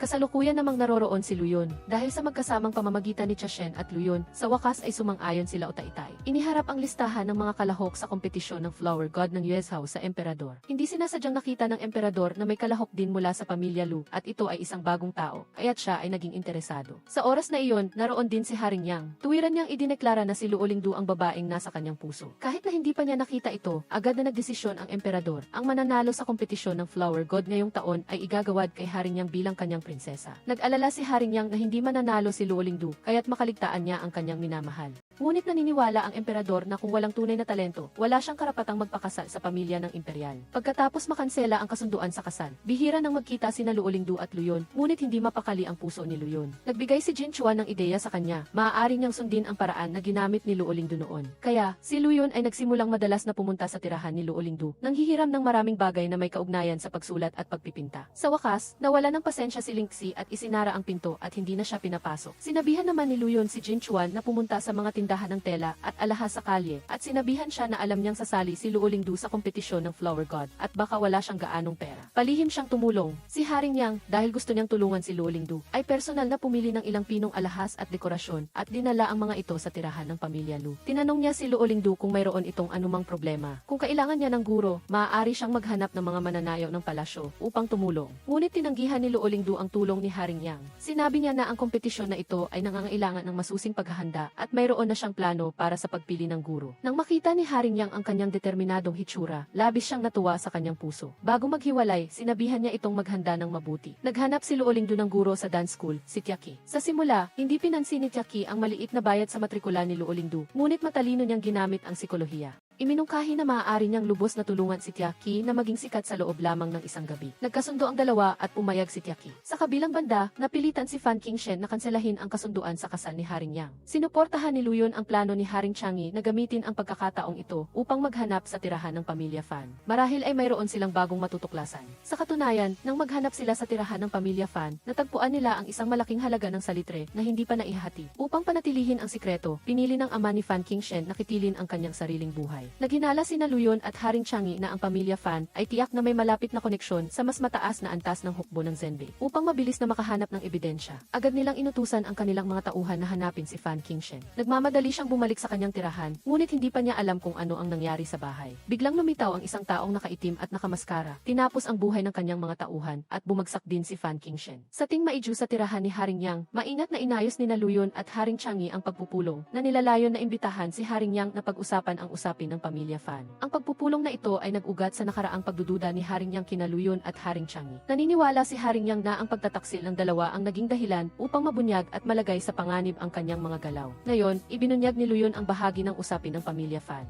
at nakikipagsabwatan sa kampo militar. Ang nagbunyag ng lihim ay maaaring nagtatago sa mga malalapit na tauhan ni Haring Yang. Gayunpaman, binaliwala ni Haring Yang ang babalang ito at mariing naniniwala na ang lahat ng kanyang tagapayo ay tapat. Ipinakita niya ang pagdududa sa mabuting intensyon ni Luyon at Haring Changi. Ang usapan ay walang resulta. Hindi mapakali ang kalooban ni Luyon, ngunit sa kanyang pag-uwi, nagkataon namang nakasalubong niya sina Lu Olingdu at Lingxi na dahan-dahang lumalabas mula sa tingmaidyu. Nagulat siya nang makita si Lingxi. Hindi niya inaasahan na dumating pala si Lu Olingdu rito para lang maglaro. Nang makita ito, mabilis na lumapit si Luyon upang magpakita ng pagmamalasakit. Nakita niya si Lu Olingdu na huminto sa harap ng tindahan ng sugar-coated house.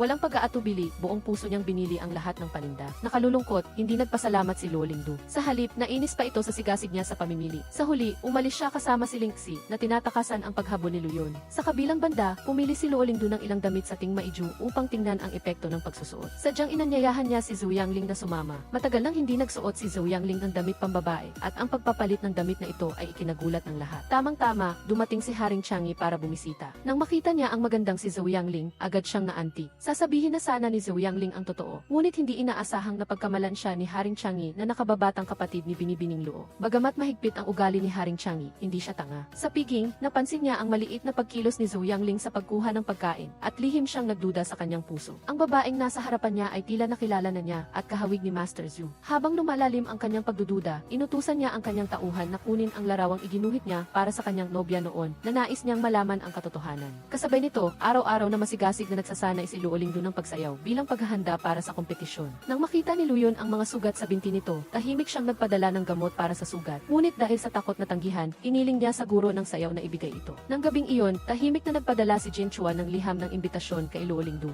para makipag-usap sa katabing bahay. Ipinagmalaki ni Luyon ang kanyang appointment paper bilang hukom ng Flower God. Mayroong 3 hukom sa kompetisyon ng Flower God. Ang 2 pa ay may malaking pinagmulan at hindi niya kilala. Napakaliit ng pagkakataong manalo ni Luolingdu. Tanging siya lamang ang makakatulong ng kaunti. Nagbigay si Luyon ng kondisyon sa palitan. Gusto niya itong humalik bilang kapalit. Inakala niya na ang kahilingan na ito ay sobra at baka kailangan pang makipagnegosasyon. Hindi niya inaasahan na si Luolingdu ay walang pag-aalinlangan na tumayo sa kanyang mga daliri at humalik ng bahagya. Tuwang-tuwa si Luyon sa kanyang puso, ngunit hindi niya maiwasang magtaka kung bakit napakabukas palad ni Luolingdu. Diretsong sinabi ni Luolingdu na isa itong transaksyon at bukod pa rito, dahil sa kagandahan at gilas ni Luyon, hindi siya nalugi. Pagkatapos magsalita, tumalikod siya at umalis. Tiningnan ni Luyon ang kanyang likod, masaya at nag-aalala sa kanyang puso. Natatakot na mapagkamalan siyang isang mapagmalabis. Maingat na naghanda si Luyon para sa kanyang paglahok sa pagdiriwang ng Flower God bilang isang hukom. Maingat na pinili ang kanyang kasuotan at kagamitan. Gayunpaman, bago siya umalis, nagmadaling dumating si Yin Chuan upang iulat na natagpuan na si Wang Yangming sa labas ng Yezhou. Dahil lahat ay naghahanap ng mga pahiwatig tungkol kay Wang Yangming kamakailan at mayroon na ngayong pahiwatig, agad na umalis si Luyon. Mas mahalaga ang opisyal na negosyo. Bago umalis, binisita niya si Luolingdu. Hindi sigurado kung makakaabot pa siya sa pagdiriwang ng Flower God. Hindi nalungkot si Luolingdu.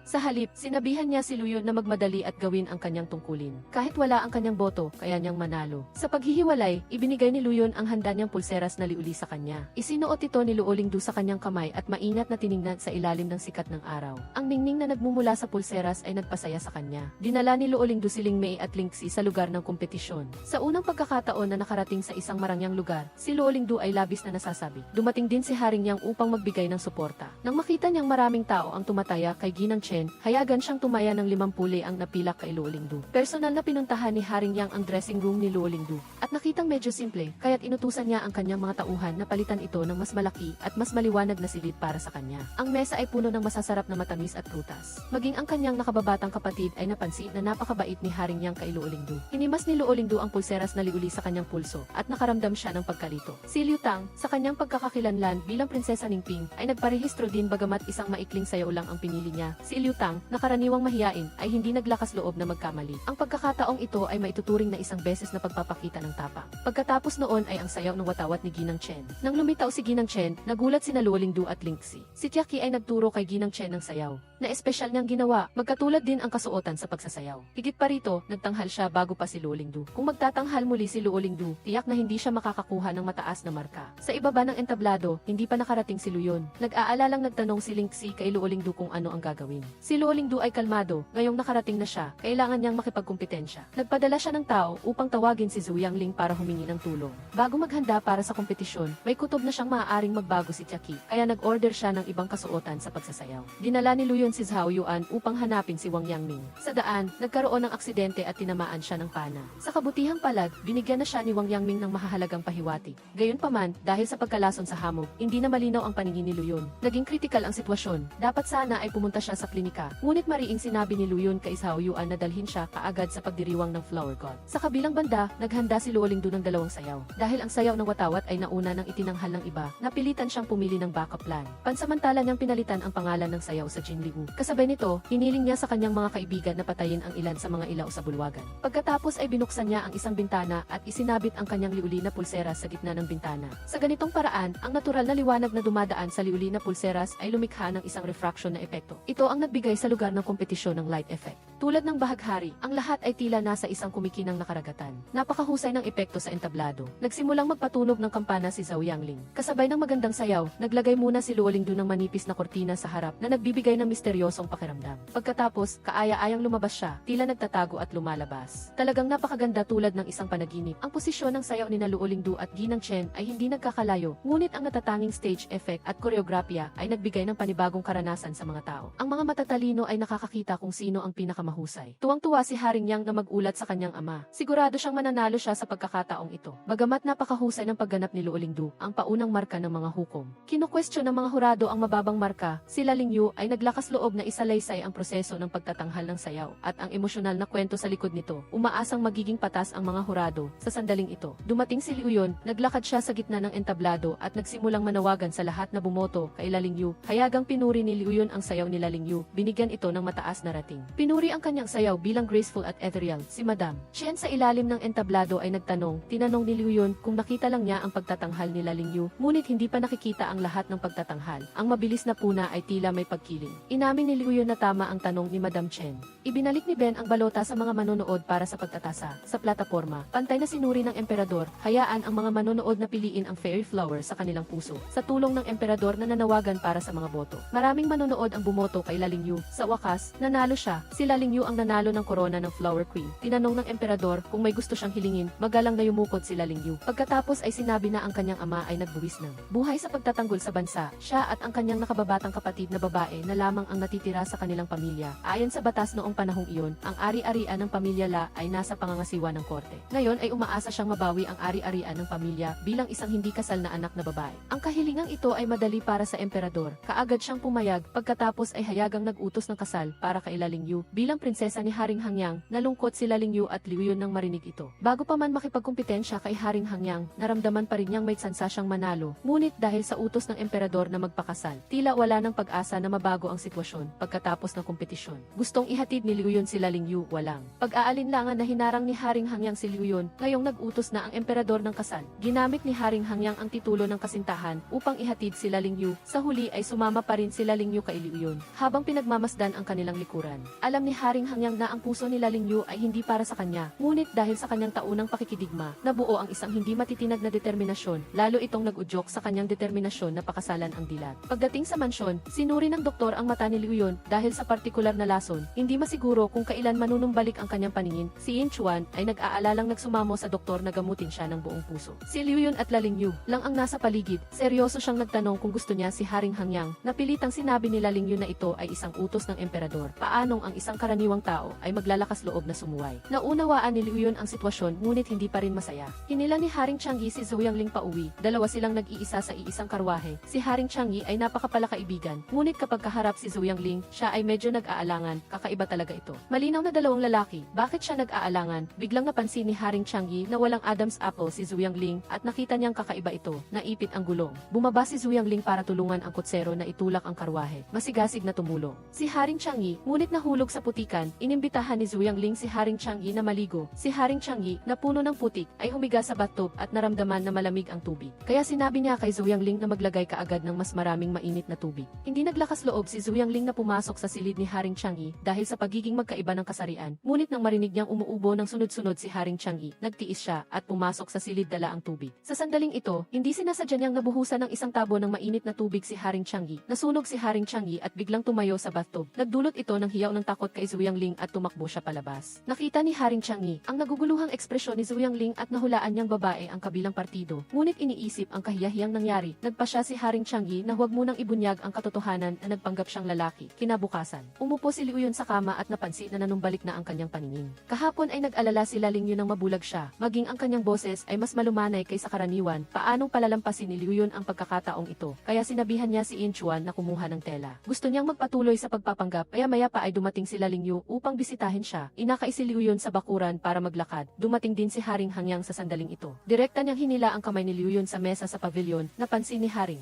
Hangyang na si Liu Yun ay matagal nang naghahangad kay Lingyu, kaya sinamantala niya ang pagkakataong ito upang bigyan siya ng pressure. Sadyang naglagay ng tsaa sa kanyang bibig sa ngalan ng pagtulong. Sinabi pa niyang, mamaya ay isasama niya si Lingyu para mamili ng mga gamit sa kasal. Napangiti ng pilit si Liu Yun at sinabing mahigit isang buwan pa bago ang kasal at maaaring magbago pa ang sitwasyon sa pagitan. Kinamuhian ni Lingyu ang paanyaya ni Haring Hangyang sa kadahilan ng hindi siya maganda ang pakiramdam. Hinintay niyang umalis si Haring Hangyang at nagbasa si Lingyu ng libro para libangin si Liu Yun. Ngunit may ilang salita siyang nabasa ng mali, ngunit nagawa pa ring ituro ni Liu Yun ang lahat. Nagduda si Lingyu tungkol sa sakit sa mata niya, ngunit may utang na loob siya kay Liu Yun. Kaya't masigasig pa rin siyang nag-alaga sa buhay niya. Nagdala si Madam Chen ng mga regalo upang bumisita. Nakita ni Liu Yun na si Lingyu ay nasa silid din, ngunit hindi siya nagalit. Noon ay ninakaw niya ang sayaw ng watawat ni Lingyu. Magiging kahiya-hiya kung kumalat ang balita. Ilang ilang salita ang sinabi ni Madam Chen. At umalis sila Ling Yu upang ihatid siya. Diretsong pinaalalahanan siya ni Madam Chen na ngayon ay nag-utos na ang emperador ng kasal. Ang kasal na iniutos ng emperador ay hindi matanggihan, hindi na kailangang laging nakapalibot kay Liu Yun. Prangkang sinabi rin nila Ling Yu na napakahalaga ng utos ng emperador at hindi rin siya kailangang mapasa iyo si Liu Yun. Nakita ni Madam Chen sila Ling Yu na nalampasan ang napakaraming paghihirap sa buhay. Humanga siya sa kalayaan at pagiging mapagpasya nito. Ngunit ang pagsuway sa utos ng emperador ay mahirap pa rin para sa karaniwang tao. Hating gabi na at si Liu Yun ay abala pa rin. Sa pagbabasa, noon ay nalaman ni Haring Yang Ming ang ugnayan sa pagitan ng mga tao ng Bichu at ng Mobe Dazhai sa pamamagitan ng isang koleksyon ng tula. Ngunit ano ba talaga ang sikreto ng koleksyon ng tula na ito? Hindi pa rin ito natutuklasan hanggang ngayon.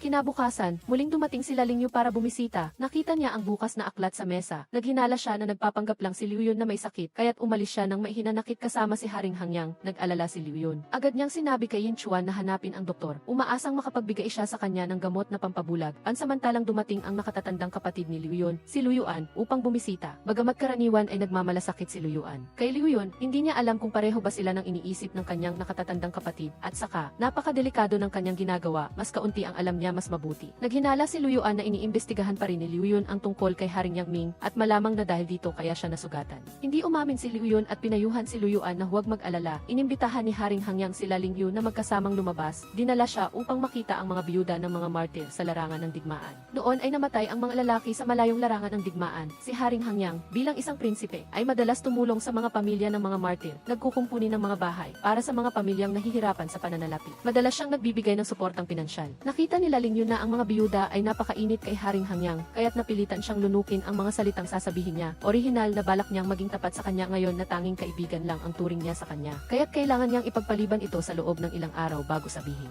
Nagpulong si Haring Changyi at Liu Yun sa inn. Nagdala siya ng maraming bersyon ng koleksyon ng tula para i-decode ni Liu Yun tungkol sa damdamin ni na Liu Yun at Ling Yu. Pinayuhan siya ni Haring Changyi na bumitaw. Dahil sa huli ay nag-iisa lang siya at hindi talaga makakalaban. Ngunit alam din ni Liu Yun na masisira niya ang laro. Alam niya na may isang tao na makapagpapabago ng isip ni Haring Changyi. Ang pinakamahalaga ngayon ay mabilis na i-decode ang pinto na ibinigay ni Haring Yang Ming. Pagkatapos ng maraming gabi ng masigasig na pag-aaral, natuklasan din ni Liu Yun ang sikreto sa koleksyon ng tula. Lumalabas na namatay ang kanyang ama sa larangan ng digmaan maraming taon na ang nakalipas. At mayroon ding sabuatan sa likod nito. Parang nalaman ng ama ni Liu Yun ang ilang sikreto ng militar. Pinalibutan ng hukbo ng Mobe ang buong kampo. Tahimik na sinira ni Liu Jie ang pagkubkob kasama ang isang maliit na unit na nagplanong umatake mula sa kabilang panig. Ngunit nalaman ng mga tao ng Bichu ang kanyang kinaroroonan at agad siyang pinatay. Dumating sila Ling Yu at nakita si Liu Yun na namumula ang mga mata. Tinanong niya kung ano ang nangyari. Diretsong sinabi ni Liu Yun na ang pagkamatay ng kanyang ama ay may iba dahilan at tila may kaugnayan ito sa Zenbei Dazhai. Determinado si Liu Yun na imbestigahan ang katotohanan sa likod ng hindi makatarungang pagkamatay ng kanyang ama, gaano man karaming paghihirap at panganib ang kanyang kaharapin. Nang makita ito nila Ling Yu, bigla siyang nakaramdam na si Liu Yun at siya ay iisang uri ng tao.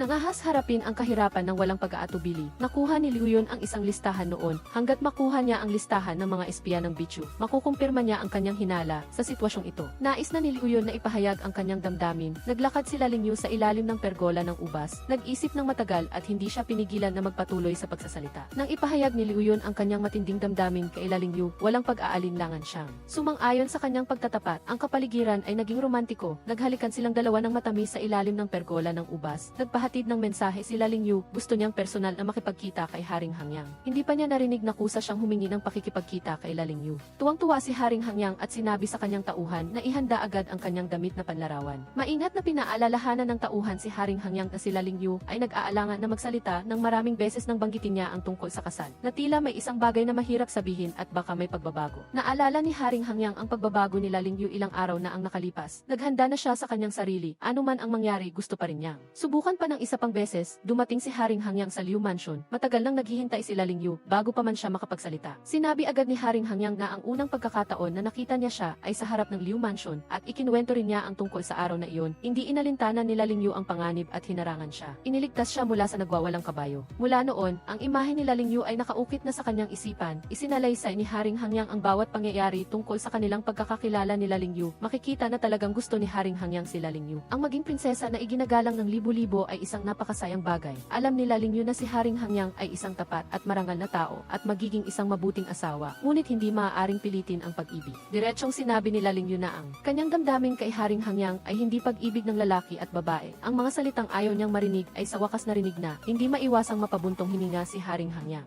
Kung mas naunang nakilala nila Lingyu si Haring Hangyang, baka hindi nauna si Liu Yun. Seryosong sumagot sila Lingyu na ang damdamin ay hindi lamang tungkol sa oras, kahit na nagkita sila sa hilagang hangganan. Marahil si Haring Hangyang na may marangal na katayuan ay hindi rin niya makikilala. Tinanggihan nila Lingyu ang isang napakagandang mapapangasawa. Bagamat nakakalungkot, hindi siya nagsisisi. Naghiwalay silang dalawa sa pintuan ng Liu Mansion. Sa likod ni Haring Hangyang, biglang may nagpaputok ng paputok. Lumingon sila Lingyu nang marinig ang ingay. Ngumiti kay Haring Hangyang, kasing ganda pa rin tulad ng una nilang pagkikita. Personal na pumasok si Liu Yun sa palasyo upang makita ang emperador. Nagpasya siyang maging opisyal. Dati ay ginawa niya ang lahat ng paraan upang tanggihan ang alok ng emperador. Ngayon, upang imbestigahan ang katotohanan sa likod ng pagkamatay ng kanyang ama, muli siyang humarap at saka gusto niyang ipawalang bisa ng emperador ang kasal kay Haring Hangyang. Nagduda ang emperador at tinanong siya kung gusto ba niyang gamitin ito bilang kapalit. Mula pa noong sinaunang panahon, ang isang maginoo ay sumusunod sa kanyang salita. Ang salita lamang ni Liu Yun ay hindi maaaring kumatawan sa kalooban nila Lingyu, kaya ipinatawag ng emperador sila Lingyu sa palasyo. Sa palasyo, nagbigay ng pahayag sila Lingyu na katulad ng kay Liu Yun, medyo nagalit ang emperador. Hindi niya inakala na may gustong magkansela ng kasal at saka ang kanyang prinsipe ay nakikipaglaban sa malayong larangan ng digmaan sa buong taon at laging nananalo.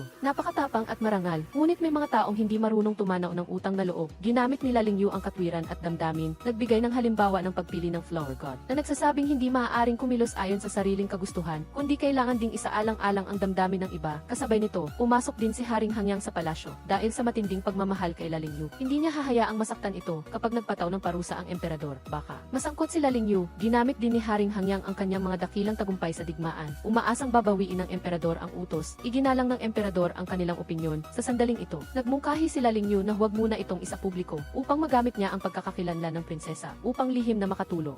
Naimbestigahan ni Liu Yun ang katotohanan sa kampo militar. Sa Qingyuan, binigyan ni Haring Changi si Liu Yun ng isang listahan. Sa listahang ito, ang pinakakahinahinala ay si Ikong. Si Ikong na ito ay dating nasa Zenbei Dazhai at nakipaglaban kasama ang ama ni Liu Yun. Hindi siya pinagkakatiwalaan, pangunahin dahil sa malaking tiwala ni Haring Hangyang sa kanya, kaya naging maayos ang kanyang karera sa politika. Ang bagong emperador ng Bichu ay umakyat sa trono, ang dating tatlong prinsipe na laging nagtatago ng kanilang lakas ay direktang nagdeklara ng kanilang sarili bilang emperador. At saka mayroon ding traidor na si Yu Zhao sa ilalim ng tatlong prinsipe. Ang lihim na utos na ito ay ipinadala sa Yu Zhao. Si General Chen ay nagdududa rin. Sino itong traidor na si Yu Zhu? Noong gabing iyon, nakita ni Chen Xiu ang isang taong nakaitim na may dalang lihim na utos na pumasok sa mansyon. Nagulat siya. Dati ay naramdaman na niya na ang mag-asawang General Chen ay nakikipag-ugnayan sa mga tao ng Bichu. Ngayong gabi ay tila totoo nga ito. Muling tinulungan ni na Haring Hangyang at Lingyu si Haring Changi na makipagkita sa kanyang minamahal. Nang makita si Zhou Yangling na nakasuot ng damit na pambabae, malinis at inosente, elegante at kaaya-aya, si Haring Changi ay naramdaman ang pag-ibig at sakit. Dati ay hindi niya alam na si Zhou Yangling ang nakatakda sa kanya at inakala niyang may minamahal na siya, kaya ayaw niyang pilitin ang iba. Sino ang mag-aakala na pagkatapos ng pagkansela ng kasal, natuklasan niyang si Zhou Yangling pala ang taong mahal niya. Ngayon, naipadala na ang kahilingan sa pagkansela ng kasal sa mansyon. Huli na para magsisi, napabuntong hininga si Haring Changi. Ngayon ay gusto lang niyang maging masaya si Zhou Yangling habang buhay. Narinig nila Lingyu noon na ang pamilya La ay may ari-arian. Pagkatapos ng maraming paghihirap, sa wakas ay sumang-ayon ang emperador. Kaya umarkila siya ng mga tao upang maghanda ng ilang karwahe papunta sa tanggapan ng gobyerno. Kinuha ng mga opisyal ang ari-arian ng pamilya La. Dinala nila Lingyu ang kanyang nakababatang kapatid na babae upang personal na tingnan ito. Ngunit ito ay isang kahon lamang na kahoy. Pinaalalahanan pa ni Lingxi sila Lingyu na baka naisip na itong mabuti ng kanilang ina at maraming promissory notes sa loob. Sabik na binuksan nila Lingyu ito. Pero isang larawan lang pala, nakasulat dito ang ibuong buhay na matatag. Nang makita ang manipis na larawan, nagpakatatag sila Lingyu, ngunit pag uwi nila ay hindi na siya nakapagpigil. Umiyak siya ng malakas kasama ang kanyang kapatid na babae. Tumulo ang luha sa larawan, at napansin na sa ilalim ng 4 na salita ay may maraming salitang lumilitaw. Agad na basain nila Lingyu ang larawan. Sa wakas ay nagsimulang maghiwalay ang mga layer ng larawan, isang hand-drawn na larawan ang lumabas sa ilalim. Mukhang ito ay isang mapa ng kayamanan. Tuwang-tuwa sila Lingyu at ang kanyang kapatid na babae. Ngunit nang matuklasan nila na ang lokasyon na nakasulat sa mapa ng kayamanan ay nasa Jingyang, hindi nila maiwasang malungkot. Ang Jingyang ay sinakop na ng Bichu, kailan pa sila makakarating doon?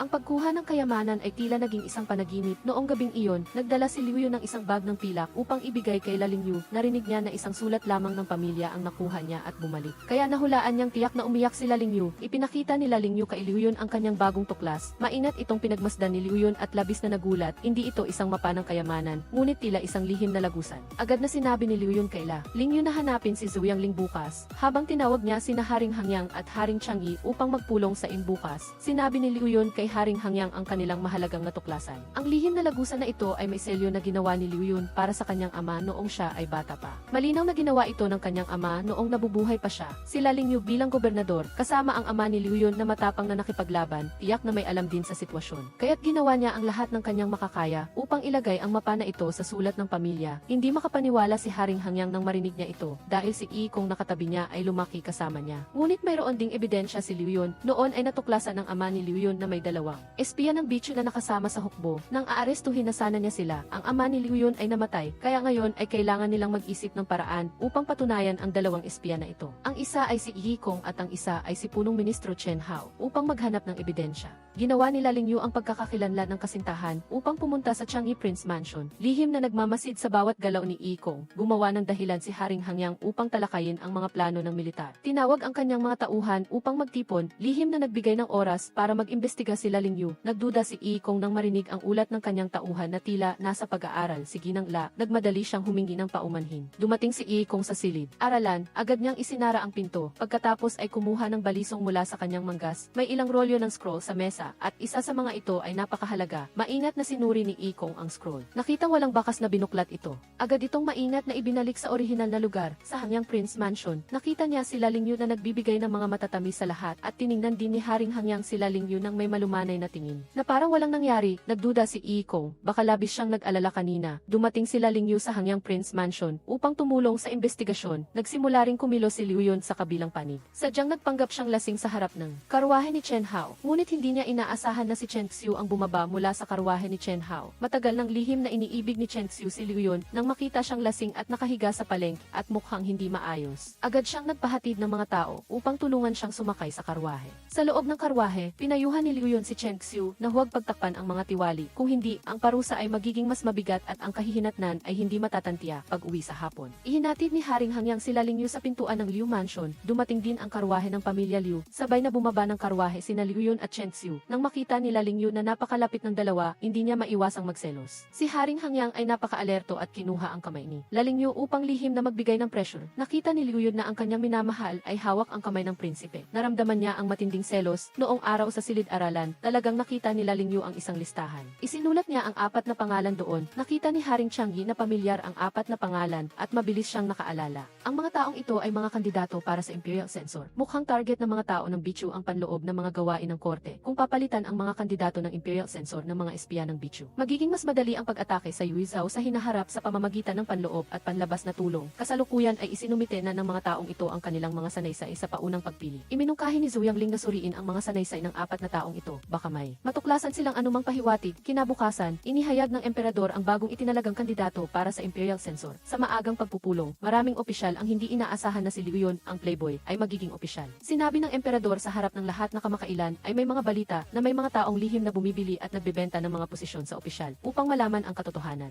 Ibinigay niya kay Liu Yun ang pananagutan sa bagay na ito. Sabik si Chen Hao na bumuo ng kanyang sariling panloob na linya. Ngayon, nang makita niyang pinagkakatiwalaan si Liu Yun ng emperador at naging Imperial Censor, kusa siyang nakipag-ugnayan kay Liu Yun. Pagkatapos ng pagpupulong, sinabi pa niyang sina Madam Chen at siya ay magkababata. Kung magkasama sila, tiyak na tutulungan niya siyang umangat sa ranggo. Hindi sumagot si Liu Yun noon. Kailangan niyang pag-isipang mabuti ang anumang panukala na may kaugnayan kay Chen Hao. Tiyak na nagtatago ang matandang lobo na ito ng maraming masasamang balak. Noong gabing iyon, sinabi ni Chen Hao kay Kong ang kanyang iniisip. Ikinuwento lamang ni Kong ang tungkol sa pagkikita niya kina Ling Yu at Haring Hangyang noong araw. Bagamat walang maselang kilos, magkasama silang dalawa at nagkakaintindihan. Kumakalat ang chismis na ayaw magpakasal ni Ling Yu kay Haring Hangyang at hindi rin niya maintindihan kung sino ang tama at sino ang mali. Tungkol sa mungkahi ni Chen Hao na gawing si Liu Yun, naramdaman lang ni Kong na nagmamadali ito. Ngunit diretsong sinabi ni Chen Hao na naghanda lang siya ng isang reserbang piyesa. Ang paggawa kay Liu Yun na maging kabilang sa kanila ay mas madaling maunawaan ang kanyang sitwasyon. Kung sakaling mabunyag ang pakikipagsabuatan sa Bichu balang araw, aalisin nila si Liu Yun. Mas ligtas kung ang kanilang sariling tao ang gagawa nito at pagkatapos ay isisisi ang lahat ng kasalanan sa kanya. Pagkatapos magplano ni Haring Chang'e at Liu Yun,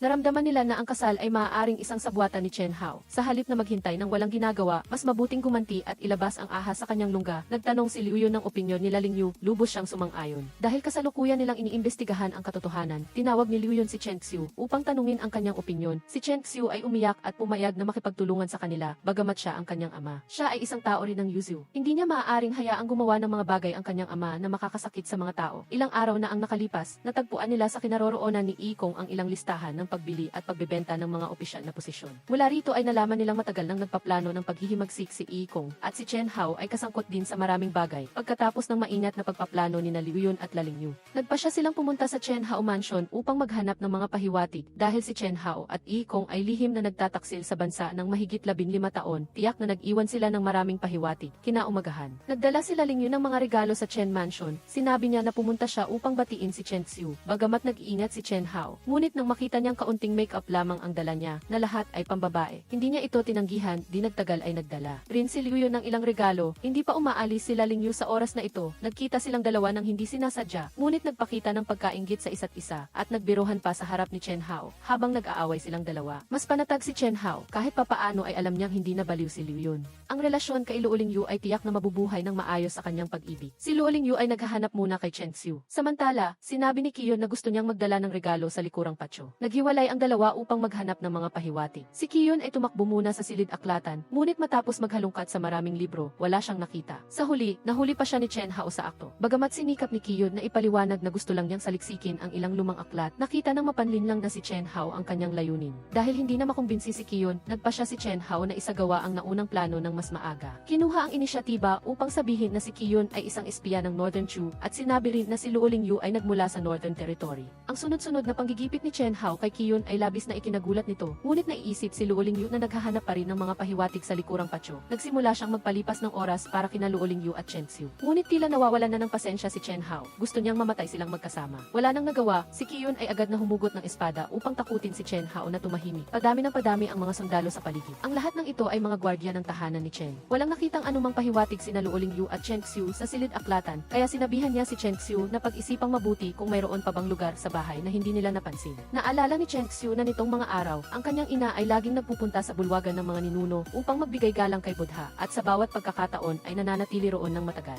Karaniwan, nasa kanyang silid tulugan siya, hindi alam kung bakit nagpalit siya ng lokasyon. Agad na nahulaan ni Luo Lingyu na tiyak na may mahalagang bagay na nakatago sa bulwagan ng mga ninuno at kaagad siyang sumunod kay Chen Xiu doon. Sa wakas, natagpuan nila doon ang isang token ng Northern Chu. Matapos mahanap ang ebidensya, agad na nakipagkita si Luo Lingyu kay Kiyon. Ngunit nagmatigas pa rin si Chen Hao. Sinabing isa lamang itong token at hindi niya alam kung saan ito natagpuan. Sa sandaling iyon, dumating din si Ikong. Buong puso niyang ipinagtanggol si Chen Hao. Ngunit hindi inaasahan ni Ikong na, sa pagkakataong ito, sinundan din siya ni Haring Hanyang. Si Ikong at Chen Hao ay inaresto at ikinulong habang naghihintay ng paglilitis. Ang tirahan ni Chen Hao ay sinelyuhan. Pansamantalang inilipat ni Luo Lingyu si Chen Xiu sa Tanmei Residence. Kahit nakakulong, si Chen Hao ay ayaw pa ring magsisi, palihim na gumagawa ng kalokohan at sinabing ang token na iyon ay gawa-gawa lamang ni Kiyon upang siya ay maparatangan. Nang marinig ang mga salitang ito mula kay Chen Hao, alam ni Kiyon na hindi pa rin ito sumusuko sa kanyang intensyon. Kaya sinabi niya ng direkta sa kanya na ang mga iskolar na kanyang pinaghirapan upang itaas sa matataas na posisyon ay nagsabi na ng lahat. Bukod pa rito, ang emperador ay wala ng interes na pakinggan ang kanyang mga depensa. Ang ininom niya kanina ay lason. Ang pangungusap na ito ay parang kidlat sa tainga ni Chen Hao. Nakainom lang siya ng isang baso ng alak na akala niya ay tiyak na ikamamatay niya. Agad namang sumagot si Chen Hao at sinabing si Kiyon.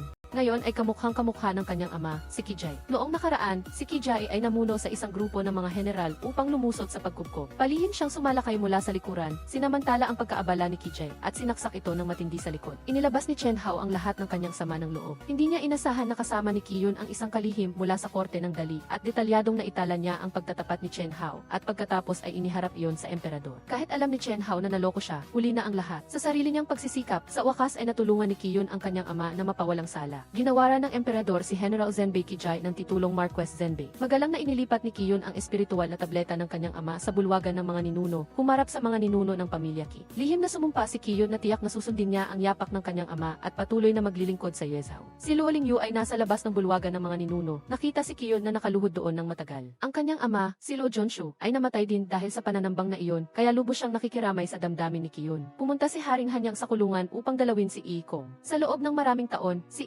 Ikong, bilang kanyang guro, ay laging nasa tabi niya at sabay silang nakipaglaban sa larangan ng digmaan at naipagkatiwala na nila ang kanilang buhay sa isa't isa. Ngayon, nang marinig niya ang balita na ang kanyang guro ay isa palang nakatagong espiya, hindi makapaniwala si Haring Hanyang. Naaalala ang kanilang dating pagmamahalan, gusto niya pang tulungan ang kanyang guro, ngunit nakainom na ng lason si Ikong. Sa huling sandali ng kanyang buhay, labis siyang nagsisisi, umaasa na sa susunod na buhay ay makaganti siya sa kabaitan ng Wang Yi. Dinala ni Chang Yiwang si Zhu Yangling upang makipagkita sa emperador. Nang makita ang eksamen ni Zhu Yangling, labis na pinuri ito ng emperador. Sinabing ang bawat salita ay hiyas at ang mga ideya ay malalim. Nang marinig ang pangalan ni Zhu Yangling, naalala ng emperador ang pangakong pakikipag-ugnayan na ginawa niya kay Chang Yiwang na ang babaeng ito nga. Pakiramdam niya ay tama ang kanyang pinili. Ang anak ng dakilang iskolar na si Zhu ay talagang namumukod tangi. Ngunit sa sandaling ito, lumuhod si Chang Yiwang at humingi ng pahintulot sa emperador na kanselahin ang kasunduan. Tinanong siya ng emperador kung bakit at sinabi ni Chang Yiwang na ayaw niyang putulin ang mga pakpak ni Zhu Yangling. Sabi niya na hindi siya karapat-dapat sa kanyang talento. Kaya pala iyon ang dahilan.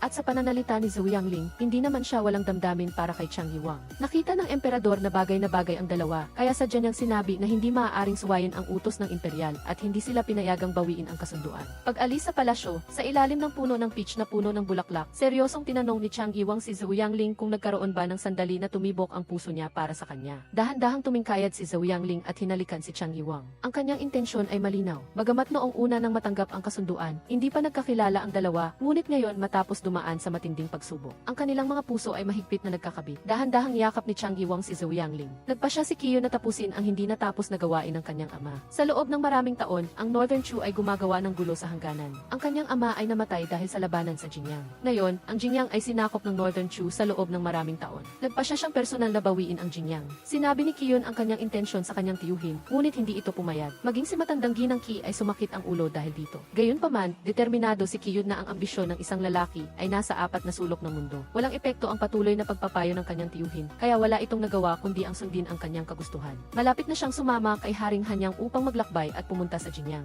Bago umalis, minsan pang nakipagkita si Qiyu kay Luo Lingyu. Bago iyon, narinig na ni Luo Lingyu na aalis si Qiyu para sa kampanya. Naiintindihan niya ang intensyon ni Qiyu, hindi na nagsalita pa. Hinikayat lamang si Qiyu na tiyak na bumalik siyang buhay. Kaya, espesyal siyang nagtahi ng isang pabango para kay Qiyu na may kahulugan na may pag-asa mula sa isang magandang babae. Si Qiyu ay lalong naging matapang. Sa umaga, ang buong pamilya Qi ay naghanda upang ihatid si Qiyu, ngunit si Yin Chuan, bilang isang binata, ay hindi makatiis na makita ang malungkot na paghihiwalay, kaya umalis siya bago sumikat ang araw. Tiningnan ng matandang ginang ang daan kung saan umalis si Qiyu, punong-puno ng pagmamahal. Tahimik na nagdala si Yin Chuan ng isang bagay kay Luo Lingyu, isang magandang kahon. Nasa loob ang lahat ng naipong ari-arian at pera ni Qiyu. Si Yin Chuan ay nagpaabot ng mensahe ni Qiyu, nag-aalala na kulang ang pera ni Luo Lingyu para sa pang-araw-araw na gastos. Sa hinaharap, kung kailangan niya, maaari niyang gamitin ito ng malaya. Naiyak si Luo Lingyu sa pagkaantig. Ang lalaking mahal niya, bago pumunta sa labanan, ay ipinagkatiwala sa kanya ang lahat ng kanyang naipong ari-arian upang pamahalaan. Ipinapakita nito ang posisyon ni Luo Lingyu sa kanyang puso. Si Qiyu at Haring Hanyang ay nagtulungan ng maayos at sunod-sunod na nagtagumpay. Ang Northern Chu ay nagsimulang matakot at mag-alala. Si Fan Qingshen ay nagkusang loob na humingi ng pahintulot na pumunta sa larangan ng digmaan at gusto niyang harapin si Qiyu ng personal. Mula nang dumating si Qiyu sa Jingyang, si Luo Lingyu ay araw-araw na balisa sa tahanan ng Qi. Bagamat madalas siyang sinusulatan ni Qiyu,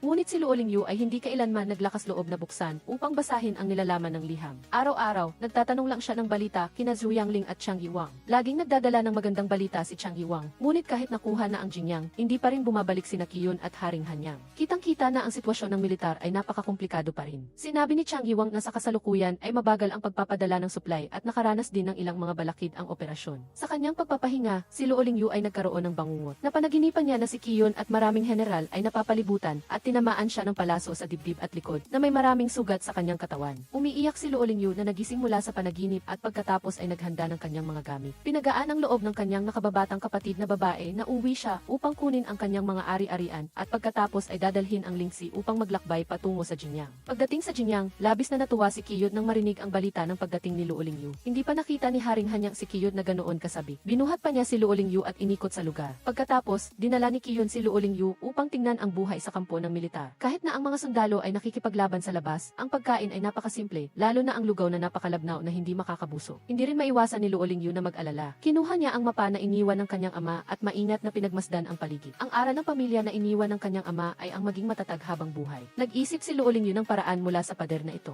Talagang natagpuan niya ang mekanismo na itinatag ng kanyang ama. Sa loob ay may 50,000 tael ng ginto. Si Luo Lingyu at Qiyu ay pumasok sa lihim na lagusan na itinatag ni Luo Zhonshu. Sa mesa ay mayroon pang isang liham. liham. Sa loob ay naroon ang jade pendant ng ama ni Kiyon. Sa liham, isinulat ni Lo Jonshu na labis siyang nalungkot nang marinig ang pagkamatay ni General Ki at determinado siyang ipagtanggol ang Jinyang hanggang kamatayan. Matagal siyang naghanap at sa wakas ay natagpuan niya ang mga labi ni General Ki at iningatan ang mga labi. Namula ang mga mata ni Kiyon at Luo Lingyu. Ang dalawang ama noon ay nagbigay ng kanilang buhay para sa bansa. Ngayon, ang kanilang mga anak ay nagkasama at nananatiling matatag ang kanilang pagmamahalan habang magkasamang nakikipaglaban. Matapos matagpuan ang ari-arian na iniwan ng kanyang ama, agad na ginamit ni Luo Lingyu ang lahat upang bumili ng suplay ng pagkain para sa militar. Sa suplay ng pagkain, ang moral ng mga sundalo ay lumakas. Sabay-sabay na sumigaw ang mga general at sundalo na tiyak na tatalunin nila ang Northern Chu ng lubusan. Sa araw na iyon, lahat ay lubos na nasasabi. Nang gabing iyon, pumunta si Kiyon sa tolda ni Luo Lingyu. Ilang araw na hindi nagkita, lalo silang naging masidhing parang bagong kasal. Hindi napigilan ni Kiyon ang sarili na halikan si Luo Lingyu, ngunit sa gitna ng matinding pagmamahalan, nagpigil pa rin si Kiyon dahil sa nalalapit na malaking labanan. Tanging tagumpay lamang ang karapat-dapat kay Luo Lingyu. Pagdating ng panahon, magpapakasal siya sa kanya ng marangal. Pansamantalang natulog si Kiyon sa tolda ni Haring Hanyang. Dahil sa malaking tagumpay ni Luo Lingyu, sadya namang sinabi ni Kiyon kay Haring Hanyang na babayaran niya ito ng kanyang sarili.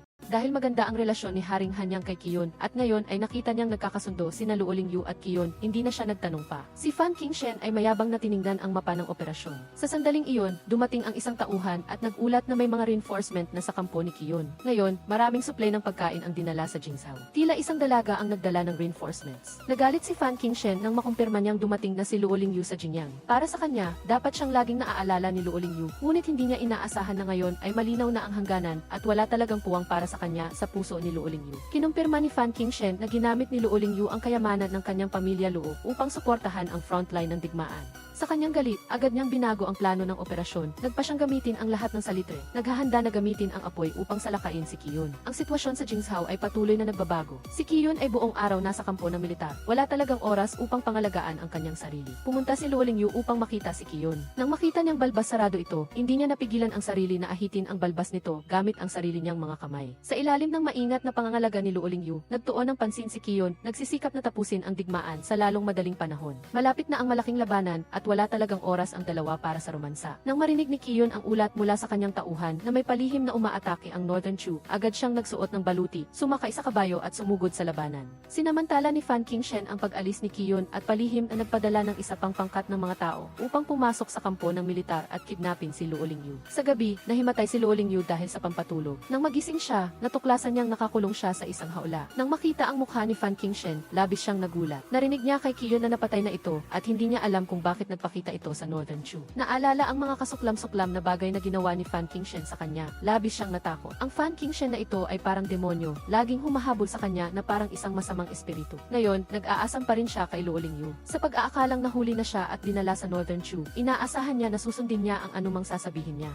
Pagkatapos, ipinagawa niya sa mga tao ang isang haula na gawa sa ginto, na balak ikulong si Luo Lingyu sa haula bilang isang laruan. Si Kiyon ay nag-iisang sumugod. Nahulaan niya na ang kumidnap kay Luo Lingyu ay tiyak na si Fan Qingshen. Dahil sa kagipitan, iniwan niya si Haring Hanyang sa kampo ng militar upang mag-utos at siya naman ay nagmamadaling humabol. Sumugod si Kiyon sa malaking kampo ng Northern Chu, pinatay ang lahat ng humaharang sa kanyang daan hanggang sa general ni Fan Qingshen. Nakita niya sa mesa ang isang imbitasyon at sa tabi nito ay may maliit na larawan ni Luo Lingyu. Sa galit, pinunit ni Kiyon ang larawan. Ilang taon na ang lumipas, hindi niya inaasahan na si Fan Qingshen ay hindi pa rin sumusuko sa kanyang intensyon kay Luo Lingyu. Nang makita ang address sa imbitasyon, agad na sumakay si Kiyon ng kabayo papunta roon. Sa paligid ay puro puting niebe, desolate at tahimik. Matagal na tumakbo ang kabayo. Sa gitna ng malawak na niebe, nakita ni Kiyon ang isang hawla na natatakpan ng pulang tela. Tila si Luo Lingyu ay nakakulong sa loob. Labis na nag-alala si Kiyon. Hindi niya alam kung anong kalagayan ni Luo Lingyu. Nang buksan niya ang pulang tela, natuklasan niyang buhay pa ito. Ang dalawang paa ni Luo Lingyu ay nakakadena at may mga bahid ng dugo sa kanyang katawan. Agad na ginamit ni Kiyon ang kanyang espada upang putulin ang kandado ng hawla. Dahil sa pagkabigla, nahulog si Kiyon ng direkta sa bitag. Ngumisi si Fan Qingshen. Tinali niya si Kiyon sa isang poste at ibinuhos ang lahat ng pagdurusa na dinanas niya sa loob ng ilang taon kay Kiyon. Kinuha ni Fan Qingshen ang pusporo. Pinilit si Luo Lingyu na sindihan ang pampasabog kay Kiyon. Hindi magagawa ni Luo Lingyu iyon, ngunit kung hindi niya susundin ang sinabi ni Fan Qingshen, mapanganib din si Kiyon. Nang makita ang dalawa na lumuluha, tumawa ng malakas si Fan Qingshen sa baliw na paraan. Maingat na nagmasid si Kiyon at nakita si Luo Lingyu na nagsisikap pa ring makawala mula sa kadena sa kanyang paa. Upang magpalipas ng oras para sa kanya, nakipag-usap siya kay Fan Qingshen. Duguan ang paa ni Luo Lingyu at sa wakas ay nakawala siya mula sa tanikala. Sinamantala niya ang pagkaabala ni Fan Qingshen at dumiretso siyang sinaksak ng espada sa dibdib nito. Nang makita si Fan Qingshen na malubhang nasugatan, agad na tumakbo si Luo Lingyu upang tulungan si Qiyun na makawala. Sa sandaling ito, dinampot ni Fan Qingshen ang pusporo sa lupa at balak niyang patayin silang tatlo. Upang protektahan si Luo Lingyu, hinimatay siya ni Qiyun at inilagay sa likod ng kabayo. Ang kabayo na may dalang walang malay na si Luo Lingyu ay tumakbo patungo sa kampo ng militar. Pagkatapos ay naghanap ng paraan si Qiyun upang patayin ang mabagal na piyus ng pampasabog, ngunit mahigpit na hinawakan ni Fan Qingshen ang kamay ni Qiyun. Nang magising si Luo Lingyu, agad siyang naghanap kay Qiyun. Mabigat ang mukha ni Haring Hanyang. Nang mailigtas si Luo Lingyu, nagkaroon ng avalanche sa lugar kung nasaan si Qiyun. Wala pa ring balita hanggang ngayon. Labis na nalungkot si Luo Lingyu nang marinig iyon at agad siyang tumayo upang maghanap. Nagdala si Haring Hanyang ng maraming sundalo at nagmamadaling umakyat sa bundok upang maghanap. Sa gitna ng malawak na nyebe, ginamit ni Luo Lingyu ang kanyang mga kamay sa paghukay sa nyebe at sa wakas ay nakita niya ang sachet na laging dala ni Qiyun. Sa pag-aakalang malapit lamang siya, nagpatuloy si Luo Lingyu sa paghukay kahit na halos ma-frostbite na ang kanyang mga daliri. Sa huli, natagpuan din niya si Qiyun. Sa kabutihang palad, natagpuan siya sa oras. Kung hindi, tiyak na namatay si Qiyun sa lamig doon. Pagkatapos ng ilang araw ng maingat na pangangalaga, sa wakas ay bumalik na sa dati ang diwa ni Qiyun. Tinali ni Haring Hanyang ang isang pulang laso sa tolda ng dalawa, binabati si Qiyun sa pagtakas sa kamatayan. Sa kasalukuyan, kumbina na ang Northern Chu at hindi na sila agresibo tulad ng dati. Pinaalalahanan ni Haring Hanyang si Qiyun na maaari na siyang umuwi at naghanda rin siya ng magagandang regalo para kina Qiyun at Luo Lingyu.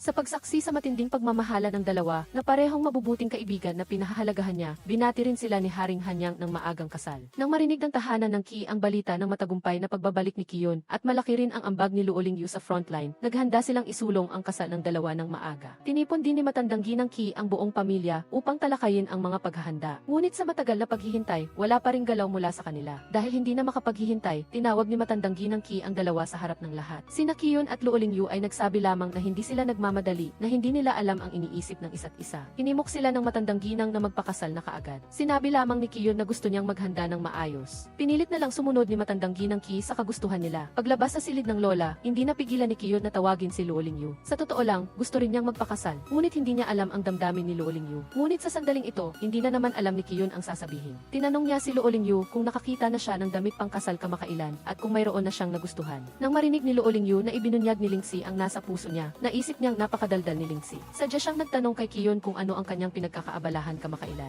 Narinig niya kay Yin Chuan na tinignan na ni Qiyun ang lahat ng mapalad na araw at buwan ngayong taon. Walang sinuman sa kanilang dalawa ang gustong maging unang magsimula sa bagay na ito, kaya pansamantala itong ipinagpaliban. Naghanap si Qiyun ng ilang kaibigan upang tulungan siyang mag-isip ng paraan.